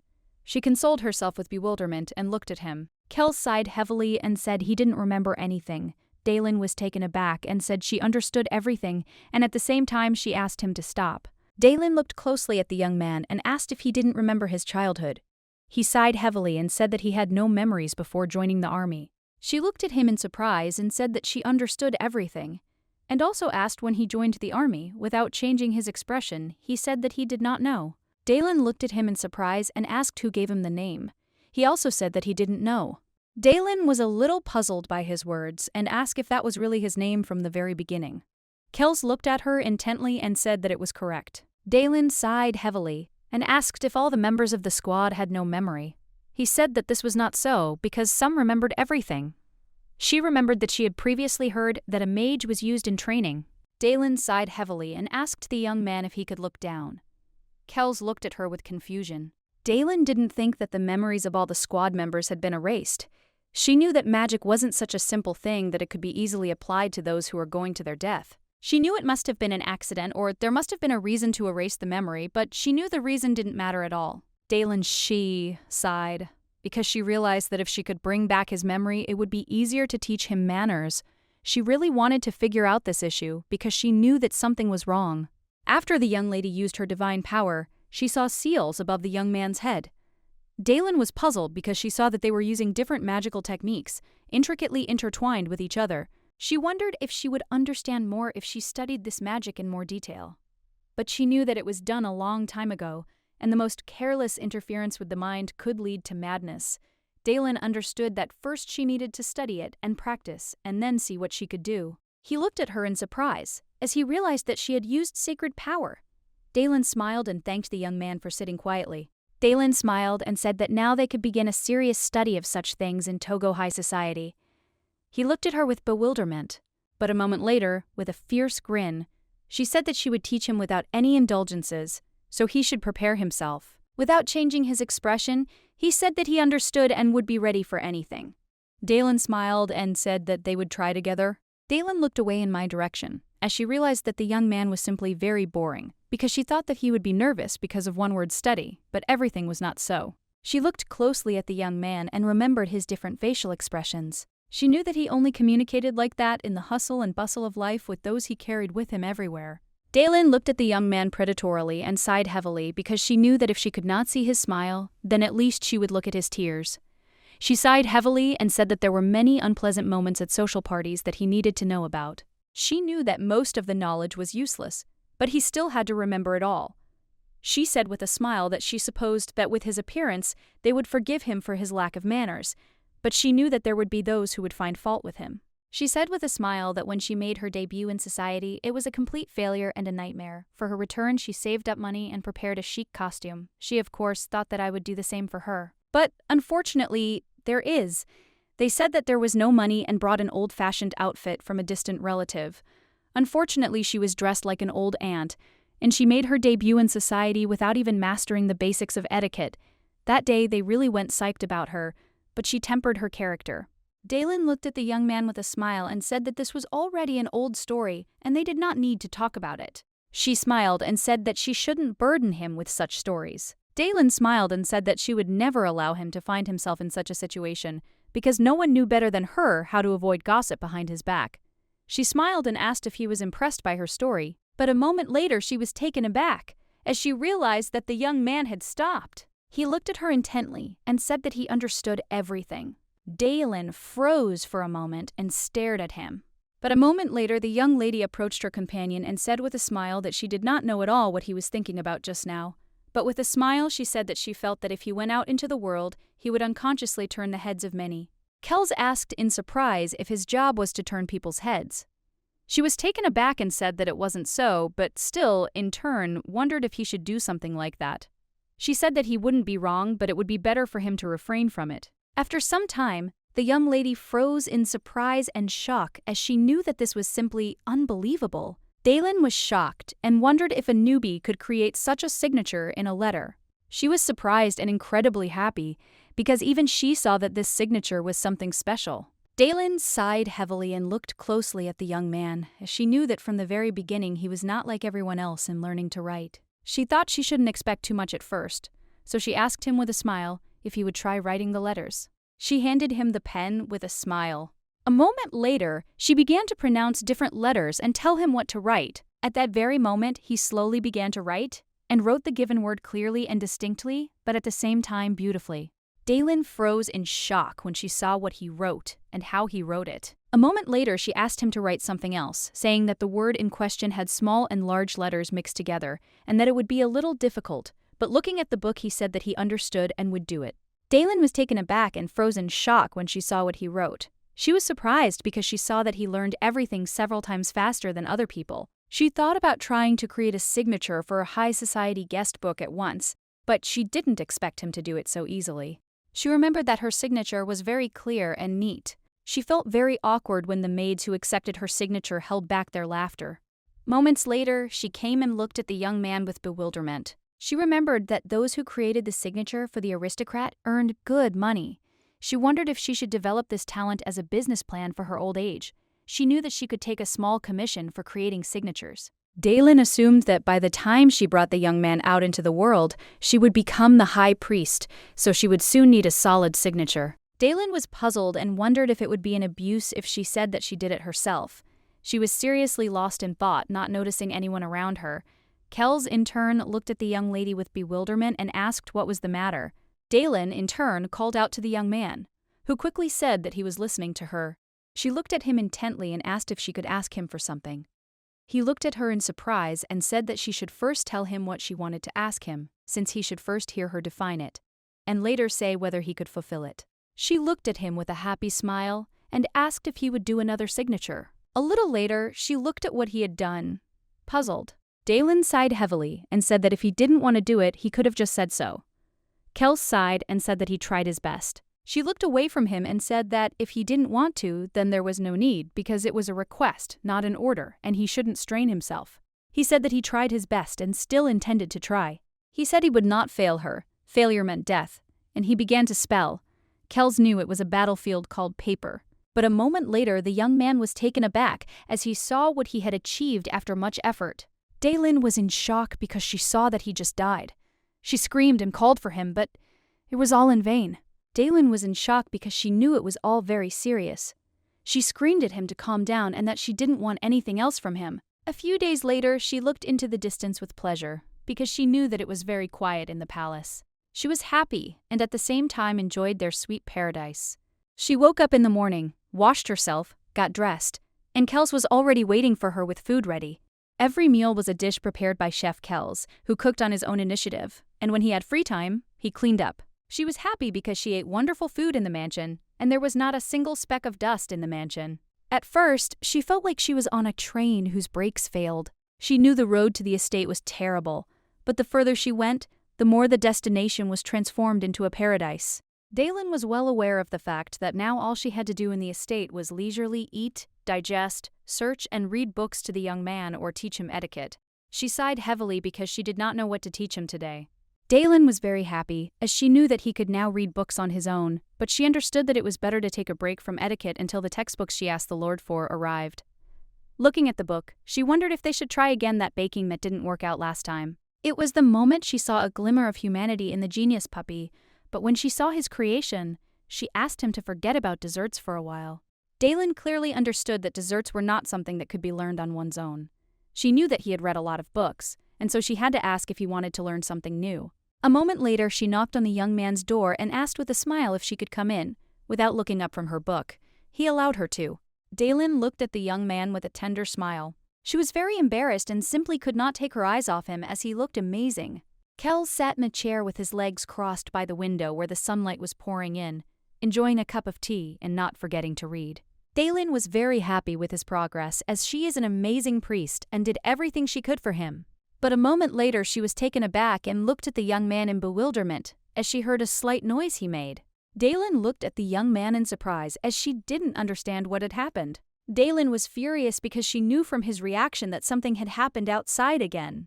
She came closer to him and tenderly told him that everything was fine and he didn't need to be so angry. She hugged him tenderly and asked him to calm down. as she knew that everything would calm down soon.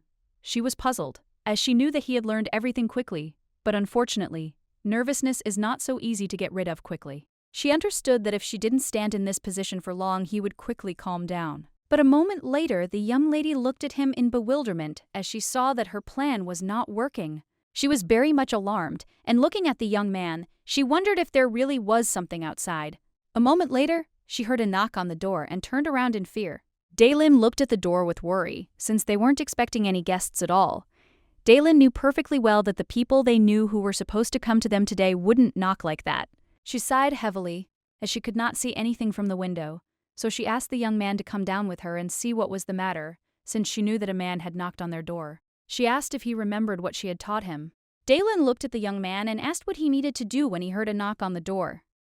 Kels said irritably that he needed to find out who it was by the voice, and then decide whether to let that person out or not.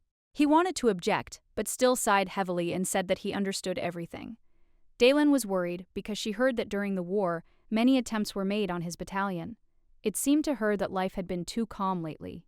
She was puzzled because she understood that some nonsense had happened. Daylin was worried and wondered what she would do if ill-wishers came knocking at the door. She wondered if she should tell the young man to face her. Daylin was taken aback and pushed all such thoughts away, as she knew that it would negate all her efforts and return the young man to the master-dog relationship from which she had diligently tried to wean him. Daylin pushed the young man away and asked him to stay put, as she intended to deal with the matter herself. He looked at her in surprise but did not answer. She smiled and said that he did not need to look at her so pitifully. A moment later, she said with a satisfied smile that she had, in general, the power. She knew that she could quickly fry anyone, and she could do it because no one saw them, and in the end, God gave her this ability so that she could protect herself. She understood that it was very strange, because she did not hear the sounds of a struggle, because the door was guarded. A moment later, she approached the door and quietly asked who was knocking on their door. The young man sighed heavily and informed the priestess that it was he who had come. She looked at the door in bewilderment. A moment later, she opened the door and froze in surprise, as she did not expect to see the young man at all. Lauren, with a smile, apologized for not warning her in advance, but unfortunately, they had an emergency. He smiled and asked if he could come inside. She was taken aback, but had already let him in. But a moment later, she opened the door wide and froze in surprise as she saw Knights and another young man. Living in peace for some time, she completely forgot that difficult life trials awaited her at every step. Kels, in turn, looked at the young people with fury. The young lady was shocked, as she realized that God was sending them tests in the most unexpected forms. Kels looked at everyone present with fury, and said that he would not let them in. The young people looked at him in bewilderment, but he insisted on his own, as he did not want to let them inside. The Lord looked at the young man closely and asked him to do it just once with a smile, but he looked at the Lord with all his fury and firmly said that he would not let the young man into them. Daylin sighed heavily and told the Lord that if they tried to pass, he would tear them all to pieces. She was puzzled because she didn't even know what she could come up with to make him miss them, but she couldn't ignore the pleading looks of the poor soldiers. She was puzzled because she understood that she would have to do this in front of everyone. She understood that she would think about the rest later. Daylin slowly approached her charge and, hugging him, asked him to calm down, but he was unmoved. The Lord looked at the young lady in bewilderment, as he did not understand what she was doing at all. She looked at him sideways and gave him a sign. She held the young man back with all her might as they led their new charge inside. Daylin looked closely at the young man, seeing his strange reaction to the big guy who looked like he had been in a fight. She wondered if he was also from the 8th Battalion. Daylin sighed heavily and asked Kels to calm down a little, saying that they could go to the room. She hoped that the Lord had some strange business with her. But the matter turned out to be even stranger than she had expected. Taking care of her ward, she looked at the Lord with a smile and said that it was simply impossible. Kneeling, the Lord asked her why she didn't want to do the same. She smiled and said that they don't always get what they want. He looked at her pleadingly, telling her she needed to think about it a little longer. Daylin sighed heavily and looked at the young man with a smile. She knew that since he'd asked so, she should at least pretend to consider his question. She looked around intently and thought about everything in the world, but she knew that her decision would remain unchanged. She looked intently at the Lord and said that she would not take another soldier from the battalion. She sighed heavily and said that her protege was a dandelion compared to the new fighter, since she had previously heard that the man had killed other priests. She sighed heavily and said that Kels couldn't stand the young man. She looked at the Lord intently and told him to look at the young man and his reaction, since she knew that he clearly did not like all this. Lauren sighed heavily and told the young lady that he had no one else to turn to but her. He knew that if she refused him, it would be God himself who commanded it. He looked at her intently and said that she too was expected to be investigated. She looked at him in bewilderment as she did not understand what he was talking about. He sighed heavily and said that she should judge for herself. If she refused him, they would set him free. But at the same time, they all understood that he was like a walking bomb, and if she left him now, then he would become a national heroine. He sighed heavily and said that otherwise she should wait for a response. She was in shock, wondering if they would really kill her for something like this. She screamed that it was completely unfair since she did not understand who made such a stupid decision. Daylin was puzzled because she knew that she and her ward had come a long way, and just when she had calmed down, fate decided to throw a curveball at her. The Lord looked at her closely and asked her not to worry too much as nothing terrible would happen. He also told her that the young people had served together in the army. He said that he was not asking her to follow him on a permanent basis, since this was a temporary measure until they found another priest. Lauren looked closely at the young lady and said that the young man did not need to be prepared for his debut. She just had to keep him in the house and make sure he didn't cause trouble outside. Daylin, in turn, thought for a moment. As her inner self struggled with her, she did not know what choice to make. But she knew she could make more money, but now she was acting like an amateur. The Lord looked at her intently and said that, of course, the maintenance fee would be increased several times. Daylin sighed heavily and said that it was too obvious since several people required several times more work. He smiled and said that the maintenance fee would double and the additional allowances would quadruple. She stood there with a satisfied smile, saying that God told them to help those in need, so she agreed with his proposal, while Kels froze in shock on the spot, as he did not expect such a thing. The Lord, in turn, was very happy since she agreed and relieved him of his headache. He shouted that she was his savior. Daylin was puzzled because she knew she would be the one in the worst position in this situation, but she knew she simply had no choice. And she consoled herself with the fact that she would receive money as a consolation prize, and good money at that. Some time later, the young people approached one of the rooms of the estate, as they knew that the soldiers had put him in this room. Kels looked closely at the young lady and asked her not to come close to him. Daylin smiled and said that everything would be fine because the young man was sleeping under tranquilizers. She slowly opened the door, and at the same time, Kels said that it was not so. She turned around and looked at him in surprise as the young man said that he woke up. The young lady, in turn, was taken aback as she heard some kind of crash. Turning around, she froze in shock as she saw that a young man with fury in his eyes was flying straight at her. Kels moved towards the young man with lightning speed and used his power to stop him, as he did not want the priestess to be hurt. The young man was burning with anger and fury and shouted at his opponent that he could not deceive him. Kels looked at the young man with cold fury and said that he was being too loud. The young man was filled with anger and fury, and he dealt his opponent blow after blow, but this only made him angrier. A moment later, they rose from the ground and took a stance. They argued among themselves for a few minutes, but after a while they flew at each other in anger. The young man shouted at his opponent that he was just a mad dog. Kels, in turn, was filled with rage and shouted at the young man not to say such things about him. At the same time, the priestess of the Wasp looked at the young men in surprise as they fought without a break, and moreover, she was surprised as they even talked in parallel.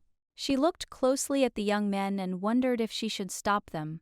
She didn't know, so she wondered if they had a similar manner of communication. She was a little worried, as the young man had earlier given her a whistle to control halt. He had told her in all seriousness that she should use the whistle in case of extreme danger. She sighed heavily and looked closely at the young people, as she saw that her protege was beating the newcomer with all his might, and he, in turn, was screaming as if he was in great pain. At the same time, the young man swore very loudly. The young lady sighed heavily as she knew that it was better for her not to interfere in such showdowns. She looked at them intently as she did not think at all that this was an extreme case of danger. Kels beat Helt until he went silent. The young lady looked closely at the young man and asked how Halt was doing. He sighed heavily, but ignored her question. A moment later he looked closely at his companion and said that the young man had finally fallen silent. She sighed heavily and asked if he was hurt anywhere and if he was in pain. Kels looked at her intently and said that he was fine and she didn't need to worry about such things. She looked at the young man with concern and said that she had been told earlier that they had never had such clashes before. Kels said that he was holding back because of orders, and then he was much more humble than today. She sighed heavily and asked if they were really going to continue fighting like this. Kels sighed heavily and said that he didn't know that. He said that they were trying to suppress the will of the battalion's fighters in every possible way, and the resentment was building up, and this especially concerned Halt. Kels said the young man was good at surprise attacks and useful for assassinations. He had a very persistent temperament and was hard to ignore. Kels said that those who can't be controlled need to be dealt with. He looked intently at the young man and said in all seriousness that if something like this happened again, he would immediately deal with him, even to the point of murder. She sighed heavily as she realized that her charge had decided not to finish off the young man for now. She looked at him closely, as she realized that from the angle she had created, one might think that he was actually dead. Looking at her charge, she said that he should discard this option as a last resort. Daylin sighed heavily and, reaching out to the young man, asked him to resolve the issue less radically. She said that they would sort everything out gradually. He sighed heavily, but still agreed. He was furious and knew he needed to find the softest rope he could find to tie him up when he woke up, but to do it as gently as possible. A moment later, the young lady looked at the newcomer with fear, as she saw that he had suddenly woken up. After some time, Kels ran after the newcomer, as he wanted to include him in his warm vow. After several hours of continuous racing and fighting, Kels finally managed to catch the young man, and in doing so, he tied him up. Halt, at the same time, ate the dish with pleasure and asked if Kels had really prepared it. Halt, in turn, was amazed as he saw that the dish was seriously very tasty. Looking at the priestess, he asked if it was really she who taught the young man to cook so well. She looked at him in surprise and said that one could say so, but she knew that he did well without her. She looked at the young man in surprise and asked if he could really tell that the food tasted good. Halt looked at her in surprise and said that since he had a tongue, that meant he could do it.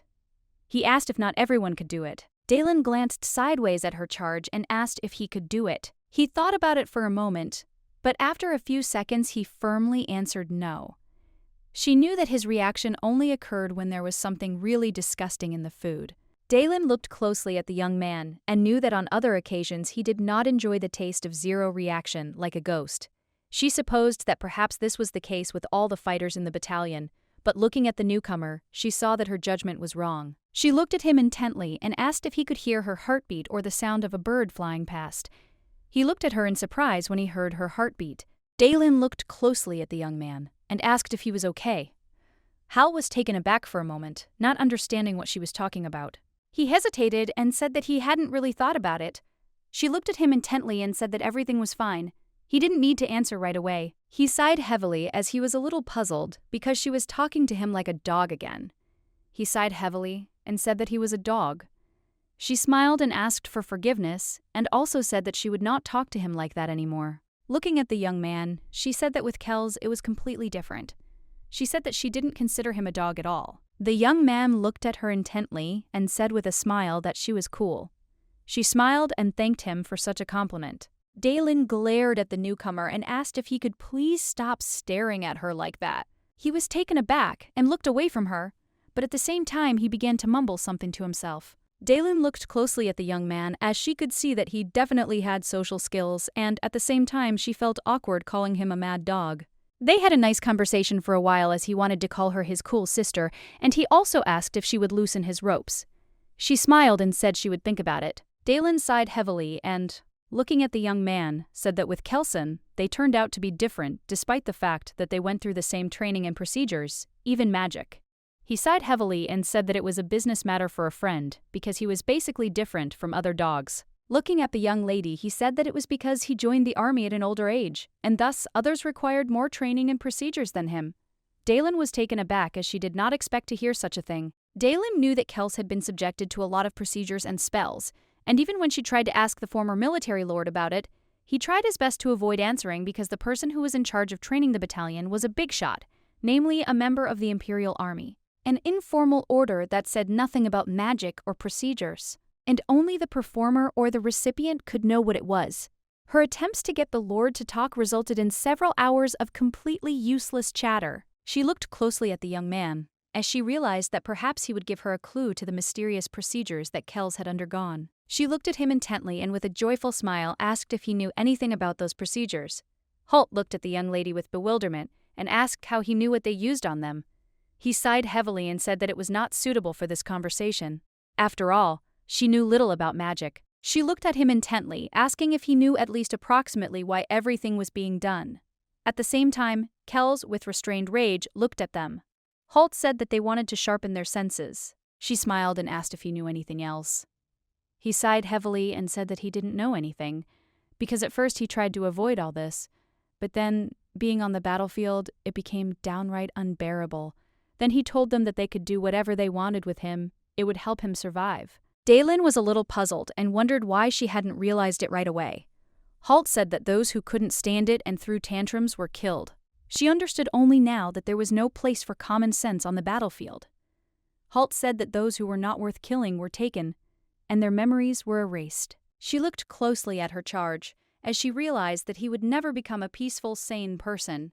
Fortunately, the conversation with my young man went quite far, although not enough to find out the whole truth, but he told her about many of his memories. Kels was irritated, but it seems he gradually got used to the presence of a new man in their house. She knew that all she could do was calmly wait for the new curator, which was exactly what she had planned to do. But unfortunately, things did not go according to her plan. Taken aback, she asked the young people how long they were going to behave like this. Kels was furious and shouted that he would behave like this until the young man left them. Helt, bursting into tears, shouted to the young lady that he was afraid of a mad dog. She sighed heavily as she was puzzled by everything that was happening, because she saw that they were arguing with anger. Daylin sighed heavily and said that soon she would give her soul to God. She was in shock and didn't understand how it had come to this. But in order to explain everything, it was necessary to go back a few days. Holt was happy because the ropes were removed from him. He smiled and said that it was very surprising that Kels knew how to cook, and the food was also delicious. He smiled and said that the priests were truly amazing. She smiled and said that the young man simply studied hard. She smiled and said that maybe before the memory erasure, he knew how to do something like that. Holt said with a grin that no one knows if this is true, and maybe before joining the squad he lived in some mansion. Holt looked at the young man with a smirk and said that he really had been damn handsome since childhood, and he was surprised and wondered how such a handsome man came to them. But he knew that if the young man was an aristocrat, then all his assumptions came true. Daylin looked closely at the young man and asked if he remembered when Kels first joined their squad. Halt! Looking at the young lady, he said that he remembered everything, and the young man came with his memory completely erased. She was surprised. He said that he thought he was transferred from some other combat zone. She looked at him in surprise and asked if he could really tell from just one glance that the young man's memory had been completely erased. She asked if he could describe specifically how this was determined. Holt sighed heavily and said that a fool can be seen with the naked eye. He said that the young man had forgotten how to speak, had forgotten how to live, did not know how to sleep, and did not know how to eat. Holt said, puzzled, that he looked more like a beast. He was always afraid that she was a battlefield. The young man would cut everyone. Holt said that even when they went wild, some still went crazy and had their memories erased again, but that didn't happen with the young man. Kels sighed heavily and said that was exactly how it was. Daylin looked at them intently and asked if there would be a problem if they erased their memory in an hour. He said with a grin that there would be a problem if they repeated it too many times. People could become complete idiots, and then they could die, going crazy on the battlefield. He said that the young people would have died anyway, just a little later. She looked at him in surprise and asked if it wasn't unpleasant for him to look at this, since they had been comrades for a long time. He smiled and asked what kind of comrades they were talking about, if on order they could kill each other at any moment. Daylin was a little puzzled and didn't know what she could say to him in this situation, since they themselves spoke about it so carelessly. Holt smiled and said that a young man came to their squad and looked like a baby, but he thought that he would soon kill him. He looked predatorily at the young man and said that he had survived, and now they had met again. The young lady, in turn, looked warily at the young man. She quickly took Kels's arm, thus protecting him and calming him down. Daylin looked closely at the young men and asked them to calm down because they emitted a murderous aura. She glanced sideways at the young men and said that they had previously told her that they had not fought in the detachment. She was surprised and did not understand why they were suddenly fighting about her. They had decided to do it once. They had previously communicated normally. Holt sighed heavily and said that he did not know this because when he saw the young man, he immediately wanted to hit him. Kels looked intently after the young man and said that there are people with whom you just wanted to fight. Daylin was shocked by this statement. She didn't understand what was wrong with handsome young people. She saw that Kels, out of nowhere, began to stare at Halt, but Halt, in turn, also reacted very strangely to the young man. She was puzzled and wondered if he only reacted this way to her charge. Halt, in turn, said irritably and angrily that the young man's very look had already infuriated him. Halt turned around and looked at the young man with angry rage because everything about him infuriated him, and therefore he shouted and cursed at him with rage. Kels shielded the young lady with his body and asked her to move away. She was shocked, looking at the young people, because she understood that if he now clashed with the newcomer, then she would have problems. She understood that if they only flew out the window, she would lose control over them. Halt rushed towards the young man with cold fury and anger as if he wanted to fight him. Dalen quickly walked up to the young man and grabbed him, hugging Kels. She screamed that he didn't need to fight and wanted to calm him down. He looked at her sideways and in surprise, as he did not expect this. She was in shock, as she understood that it was too late to stop them. Halt froze in place in surprise and looked at his opponent with bewilderment, while Dalen, in turn, slowly opened her eyes. She looked at the young man in bewilderment as she saw that nothing had happened. A moment later he turned around, and she saw a large bruise on his face. Dalen froze in shock and looked at him in confusion as she realized he had been hit. Dalen and Halt looked at Kels with bewilderment, and in one voice asked if he had just been hit and he had taken the blow. Kels, without changing his expression, looked intently at the young lady and said that it was exactly like that. Halt was in shock and could not understand what had happened, as his opponent simply took the blow from the fist that was flying straight into his face. Dalen looked at the young man in surprise, as she did not understand why he himself was so surprised. After all, he had hit his opponent himself. Dalen looked at them with bewilderment, as she knew that she shouldn't just stand there and watch everything, as she knew that she wouldn't be able to hold them back for long. She knew she had to get down to business. Dalen slowly approached the young man and asked him to calm down. He shouted and insulted her with rage because he did not understand why she suddenly started giving him orders. But a moment later, the young lady managed to grab his hand and said with a smirk that they could at least try. Dalen looked at the young man with a happy smile and said that they could do it, calling him brother. Looking at the young man, she realized what he was doing. She knew that if Kels was a beast, then Halt was a pain in the ass. She knew very well that very different people came to the temple, and many were problematic clients. They always had one thing in common, namely, rolling their eyes. She knew that it was simply impossible to come to an agreement with them. Dalen clearly understood that there was an easy way to deal with people like this. She had to suppress them with her spirit. Dalen looked closely at the young man and with a joyful smile said that he was the one who had overcome so many troubles and trials, survived on the battlefield. She shouted that he was brave so he could overcome everything else too. He looked at her in surprise and said that perhaps this was so. She smiled and shouted that he should cope. She wanted him to feel the joy of meeting the world. She said that he would be able to curb his fighting spirit, and at the same time she used her sacred power on him. He was surprised because he didn't expect her to use spiritual power, but she knew it would be useless. She wouldn't even try. He sighed heavily and asked, puzzled, why spiritual power was needed. Dalen looked at the young man with a smile and said that she was doing everything to calm him down.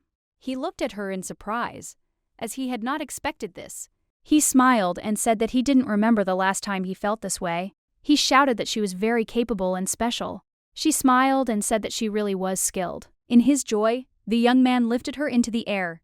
He shouted that she was truly skilled because it was the first time since the war that he had experienced such calm. She was in shock because she had not expected such a thing. He shouted with joy that even the feeling of crawling insects had disappeared, and he felt as if another eye had opened. He was in shock and did not understand how she had done such a thing. Dalen smiled and said she didn't do anything special. Dalen thought of her charge with a smile, but she found it pleasant to watch someone shine and grow so brightly right before her eyes. But a moment later, she was taken aback as someone pulled her. Kels, with lightning speed, took the young lady into his arms and hugged her tightly. He growled and looked at his opponent with ferocious rage. Halt looked at the young man with fury and asked if he was really looking for a fight. Dalen was taken aback and asked them to calm down. Dalen looked at Halt intently and said with a smile that he had just calmed down. She asked them not to fight. A moment later, she looked at the young people with a happy smile and asked if they could talk over lunch. But still, the young people looked at each other warily. Dalen smiled and asked if they were good dogs, since she knew they wouldn't talk while they were eating.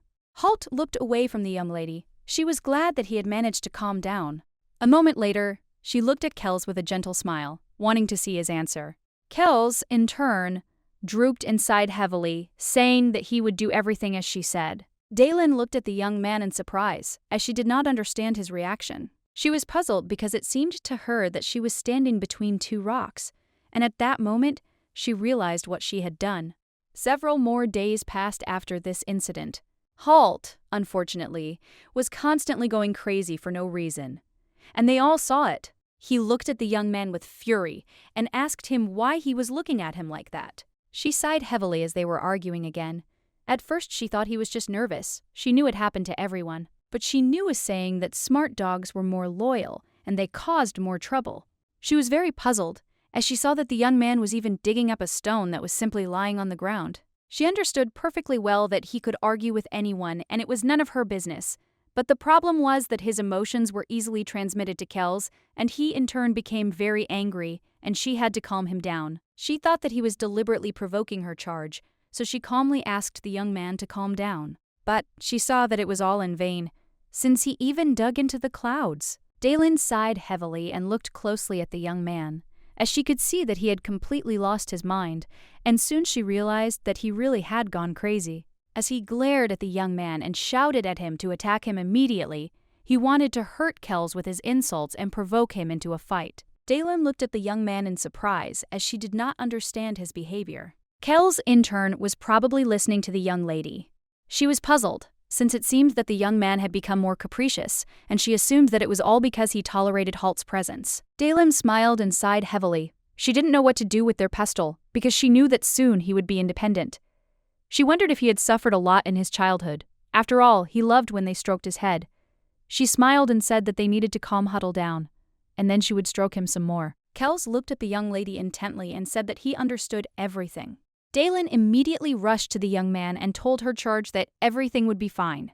But before she could take a step, the young man pulled her towards him. She looked at the young people in bewilderment, as they were very wary.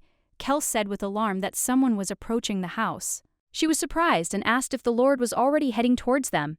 He sighed heavily and said that he could not see anything. But at the same time, he was taken aback and quickly turned around, as the glass at that very moment broke and a hail of arrows flew at them. With the speed of lightning, he rushed towards the young priestess, and with his quick reaction, he saved her life. She was shocked because she saw an iron arrow. At that very moment, she saw Halt rush to the broken window. She was shocked and screamed for him to stop immediately, but it was all in vain as he jumped out of the window with ease. At that moment, the young lady rushed towards the young man, but Kels stopped her and shouted that it was very dangerous.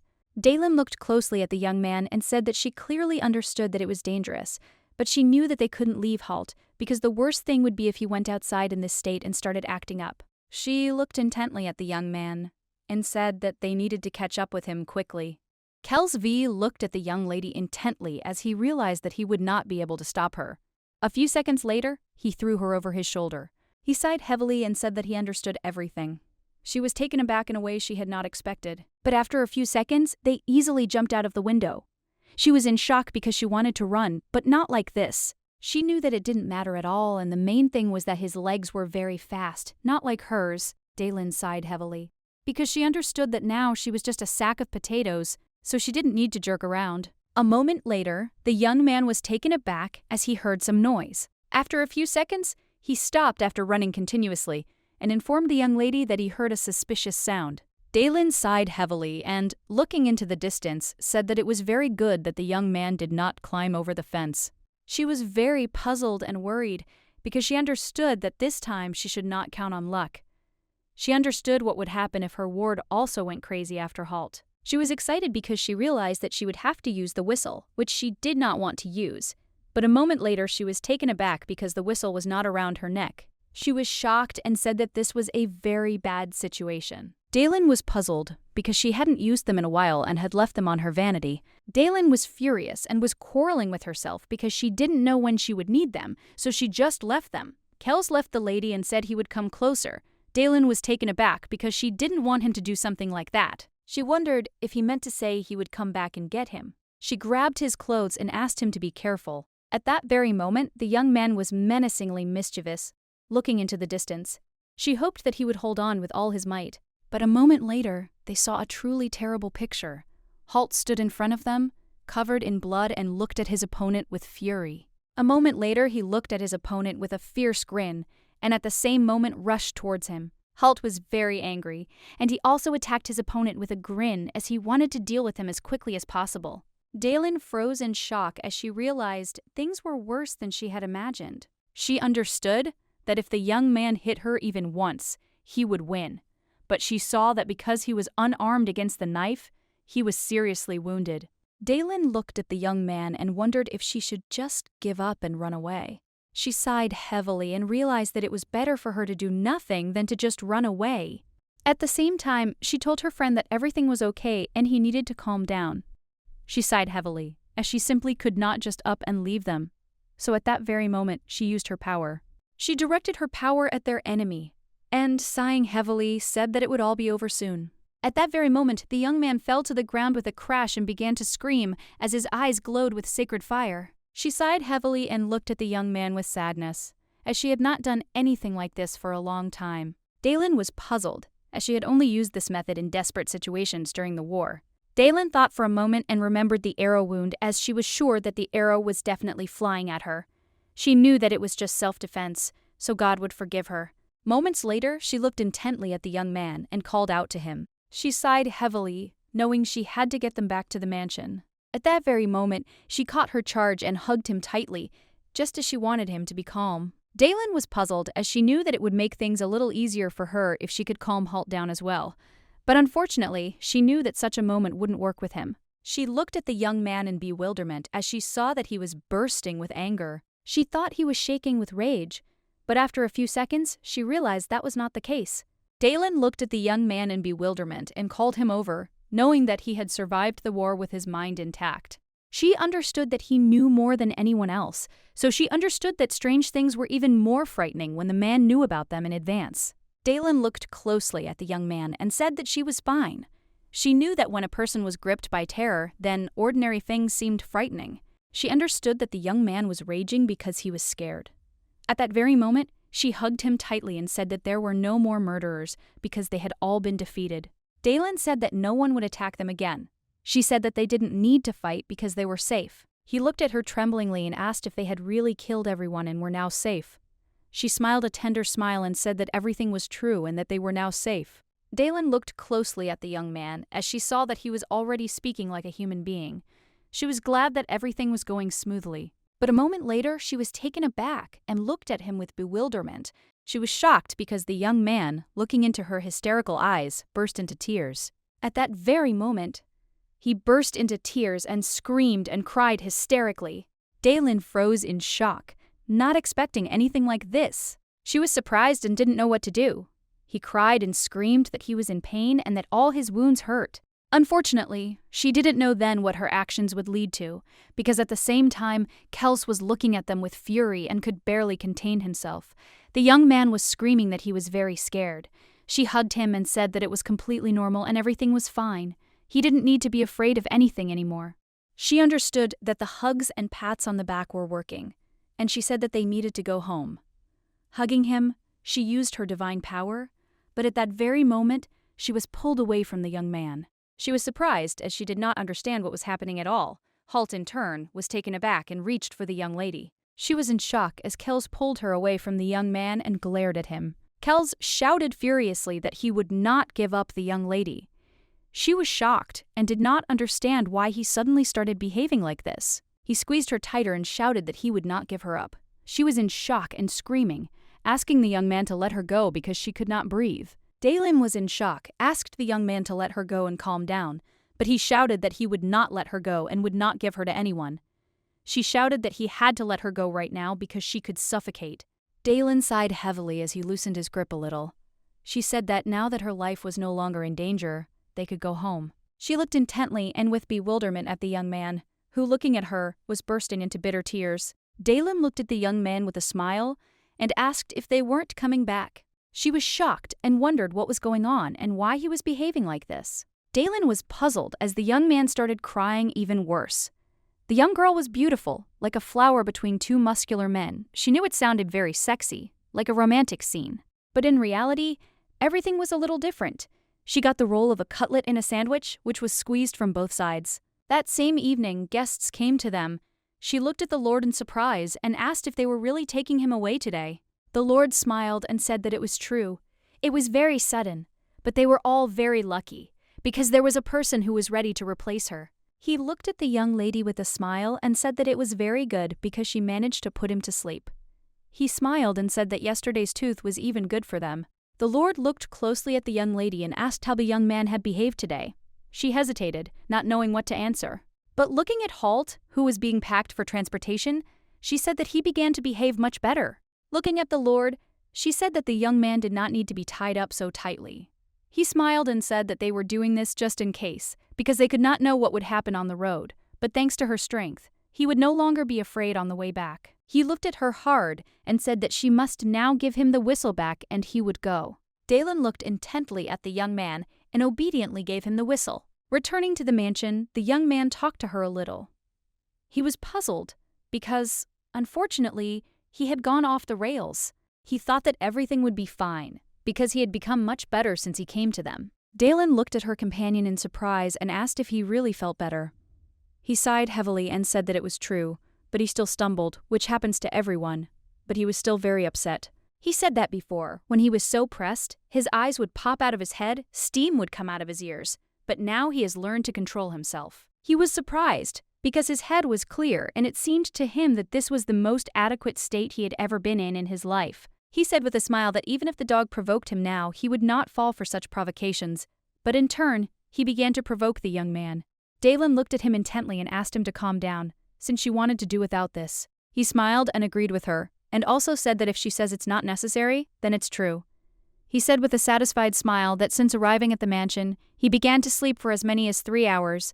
Dalen looked at him in surprise and asked if that time was really enough for him. Kells sighed heavily and said that military men like Halt were supposed to get very little sleep, as their job was to hide and raid. Halt glared at the young man and asked why he was answering for him. Kells held back his rage as he glared at the young man and told him to shut his mouth. Sometime later, they got into a fight again and started arguing.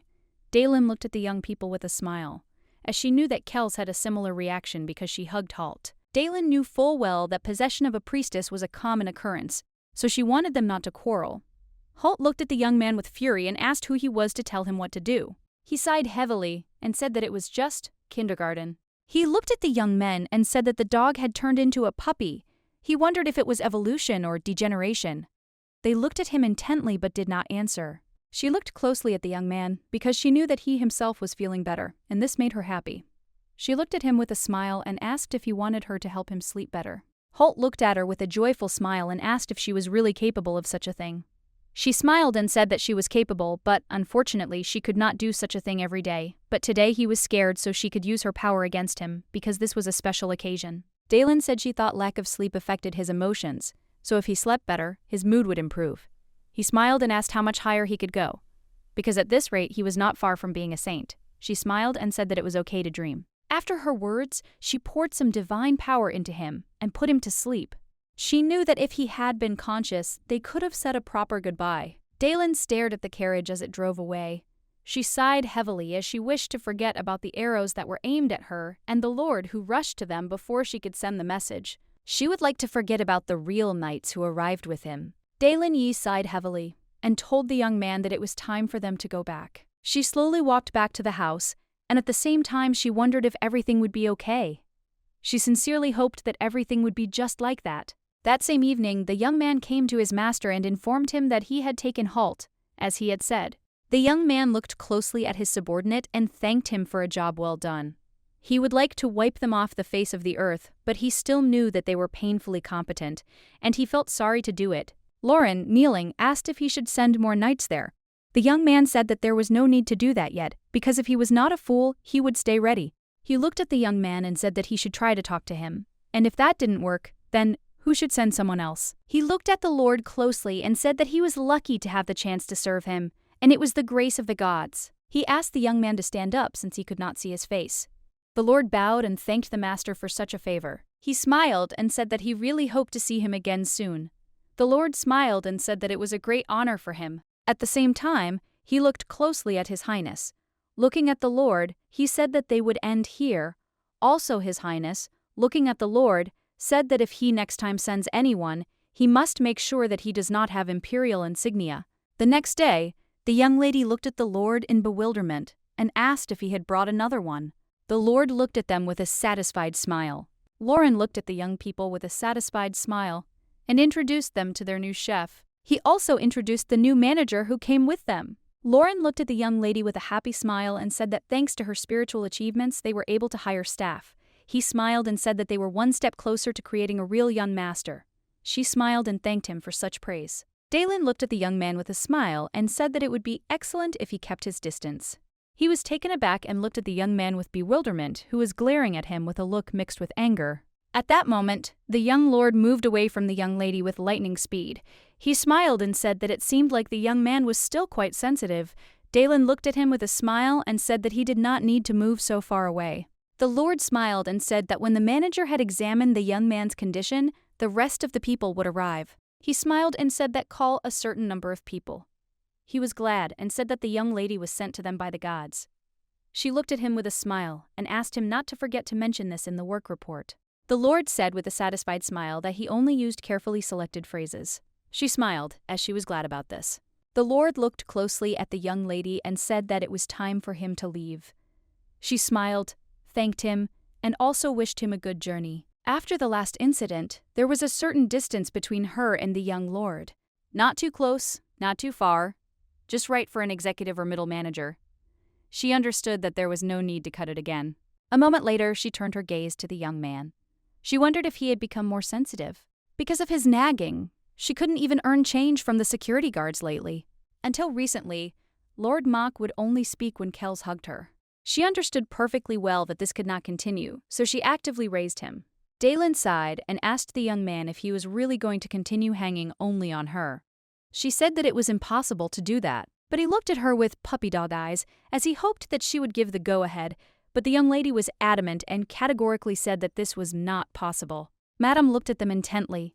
Dalen was taken aback and screamed in fear, as she had completely forgotten who the Dash was next to. She remembered that in front of other people, she should call him young master. The madam smiled and said that everything was fine and she didn't need to worry, because she completely understood the young master's personal preferences. Dalen looked at her with bewilderment because she didn't understand what was going on. She smiled and said that there are many young gentlemen who want to live on a leash. She said with a smile that they do not need to say anything because she is a professional in this.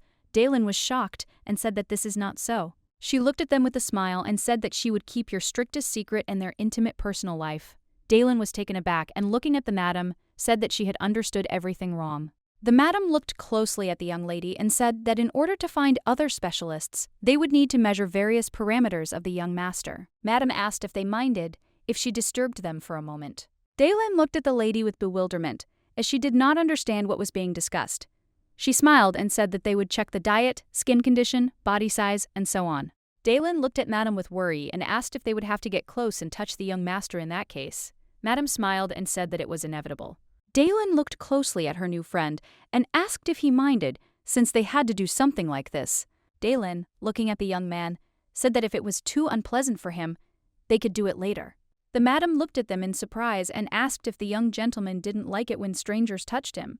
Dalen sighed and said that it was true and he was very sensitive to touch. Madam sighed heavily and said that muscle massage, skin care, cosmetic procedures, all this would be difficult to do without touching the body. Now she understood why the salary was so high. Dalen looked at Madam with a smile, because she knew that she had misunderstood everything, because it was a bonus for risking life. The madam smiled, looking at the saint, and said that if she touched the young man with them, then everything would be fine.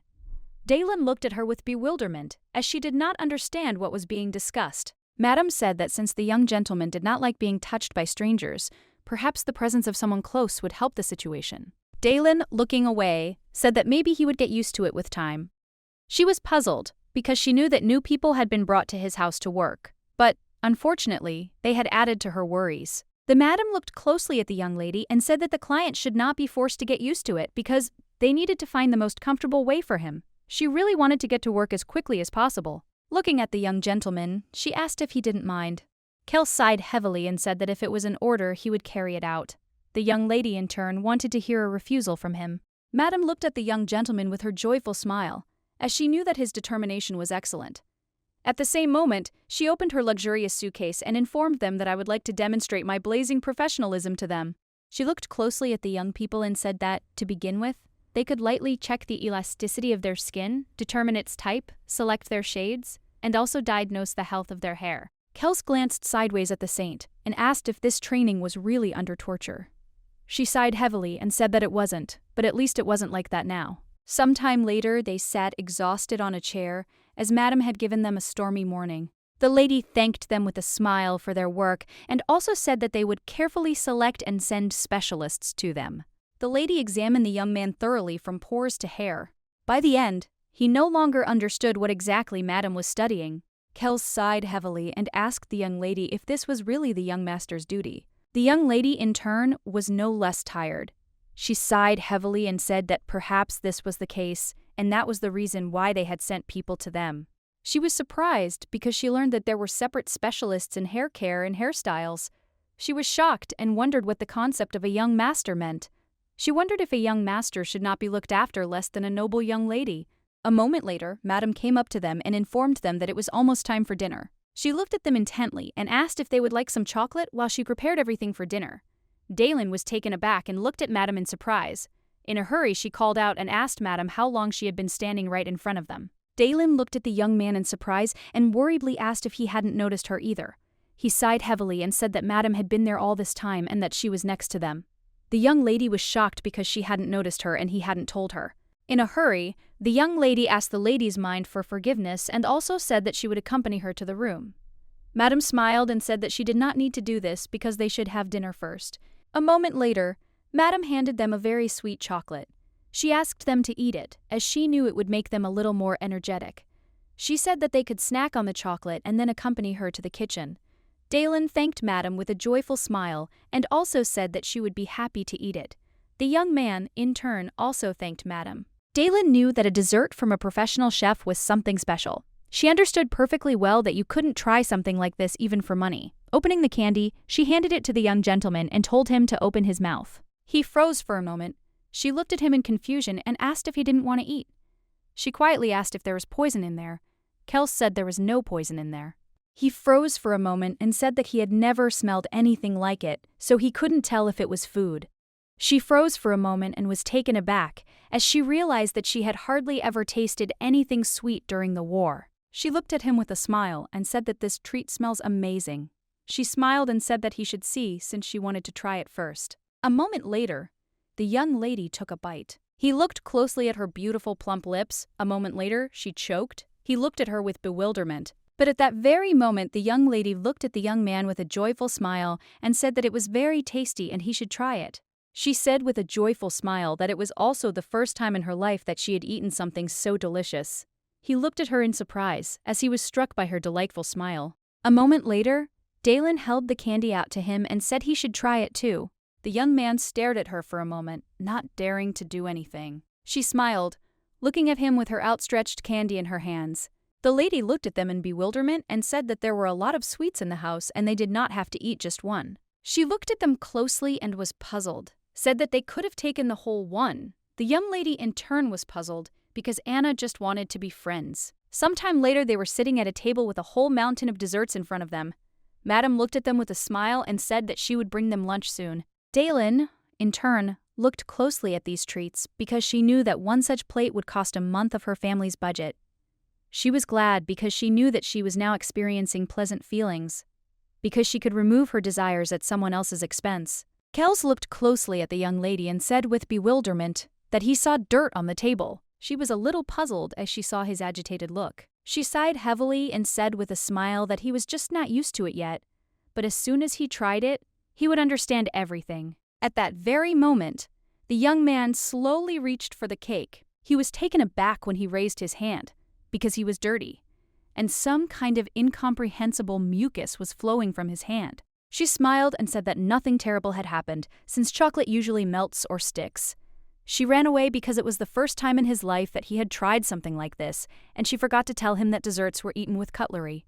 She realized that there was one more thing that she needed to teach the young man, Dalen. With a happy smile, she gave him a piece of cake and said that it would taste better if she fed it to him. A moment later, she dipped a small piece of cake into the chocolate and, with a smile, handed the delicacy to the young man. She said with a smile that he should try the exquisite delicacy. Dalen looked at the young man with a satisfied smile, because she knew that their wild puppy had also become completely tame.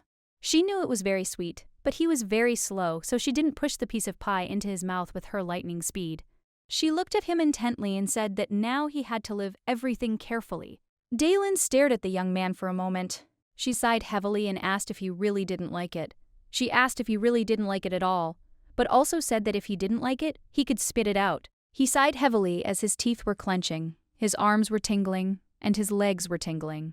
He had never felt anything like this before. It felt like an outstretched hand. In that hand, there is usually something unfamiliar and strange, warm light, necessary things, unusual food. The young lady, in turn, noticed that he had eaten everything, and happily said that it was very good, since she wanted to pick out some more desserts for him so that he could compare them. He looked at these desserts with bewilderment and disbelief. She smiled and said that they were very tasty.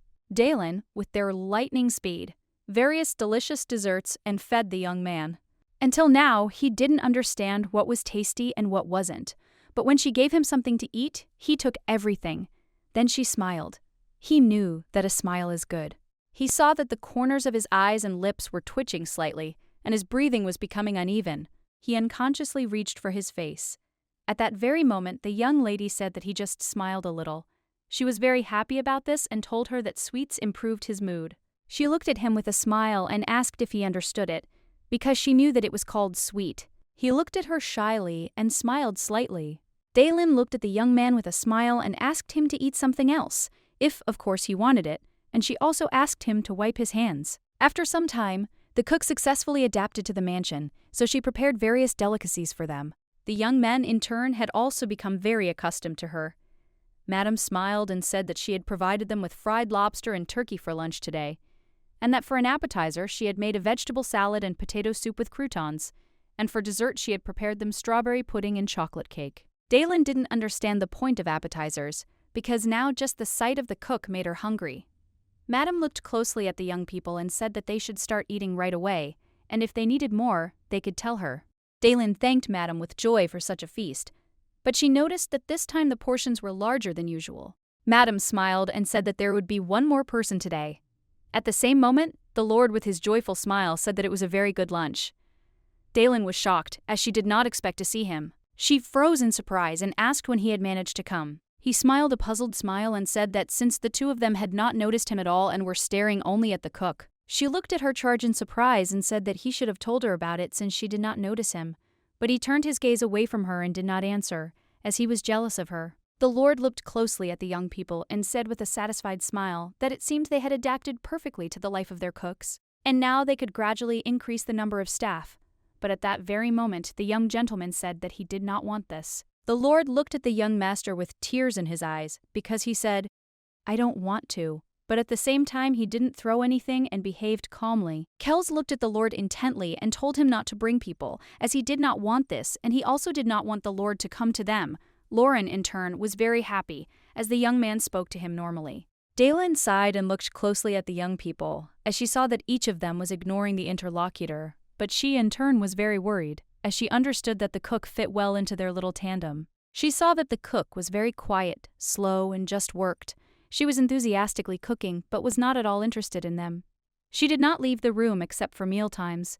The young lady, in turn, understood perfectly well that this was simply ideal, but ideal means rare. She knew that a beauty salon was especially such a place, since the ladies were the leaders of service, they were creative souls and masters of small talk. She did not know whether it was possible to leave a young man in such a place. She was most worried about something else. The Lord looked at her closely and said with a smile that she didn't need to worry so much. She looked at him with a joyful smile and asked if he had picked the others who were as perfect as the cook. He looked at her puzzledly and, hesitating, said that it was not so. The Lord sighed heavily and said with a smile that they didn't need to worry anyway since it was all pointless, so they could start eating. The next day, the one she was most worried about came.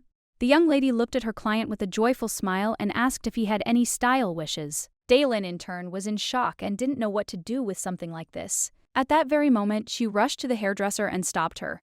Madame was in shock and asked about the young lady, why she reached for the scissors with her bare hands, since it was very dangerous. Daylin, holding scissors in her hand, said, puzzled, that she had previously reported that blades were not allowed, as their master had bad memories associated with sharp objects. Madame smiled and said that she had made a mistake because she had completely forgotten about it. But a moment later she smiled and said that she had brought special scissors especially for them, which were made in such a way as not to frighten a person at all. She looked intently at the young man, asking if he was comfortable with such scissors. He looked at the scissors in surprise, and his anger eased a little. The madam smiled and said that she had just felt relieved because the young master liked her scissors. Daylin looked closely at the young man because she saw that his soul would be sucked dry. She was surprised, but at the same time glad that he calmed down. And at that very moment, the madam began her work. Daylin, looking at them, wondered what would happen in the end. She knew that now his appearance was impeccable. But a moment later, she threw all thoughts away, as the thoughts she had given away took her breath away. After a few seconds, they got the result, but they were shocked and blinded by its beauty, as everything turned out even better. The young man, in turn, appeared before them in all his glory. Daylin thought she had gotten used to Kels's beauty, but it turned out there was another level above that. She knew it was moments like these that people raised children for. Madame shouted with joy because she had succeeded and was pleased with her result. She shouted to the young lady that she had done it and even the gods would be amazed by such beauty. She shouted that she had definitely become a hairdresser for this day, but at the same time she shook the young lady with all her might and joy.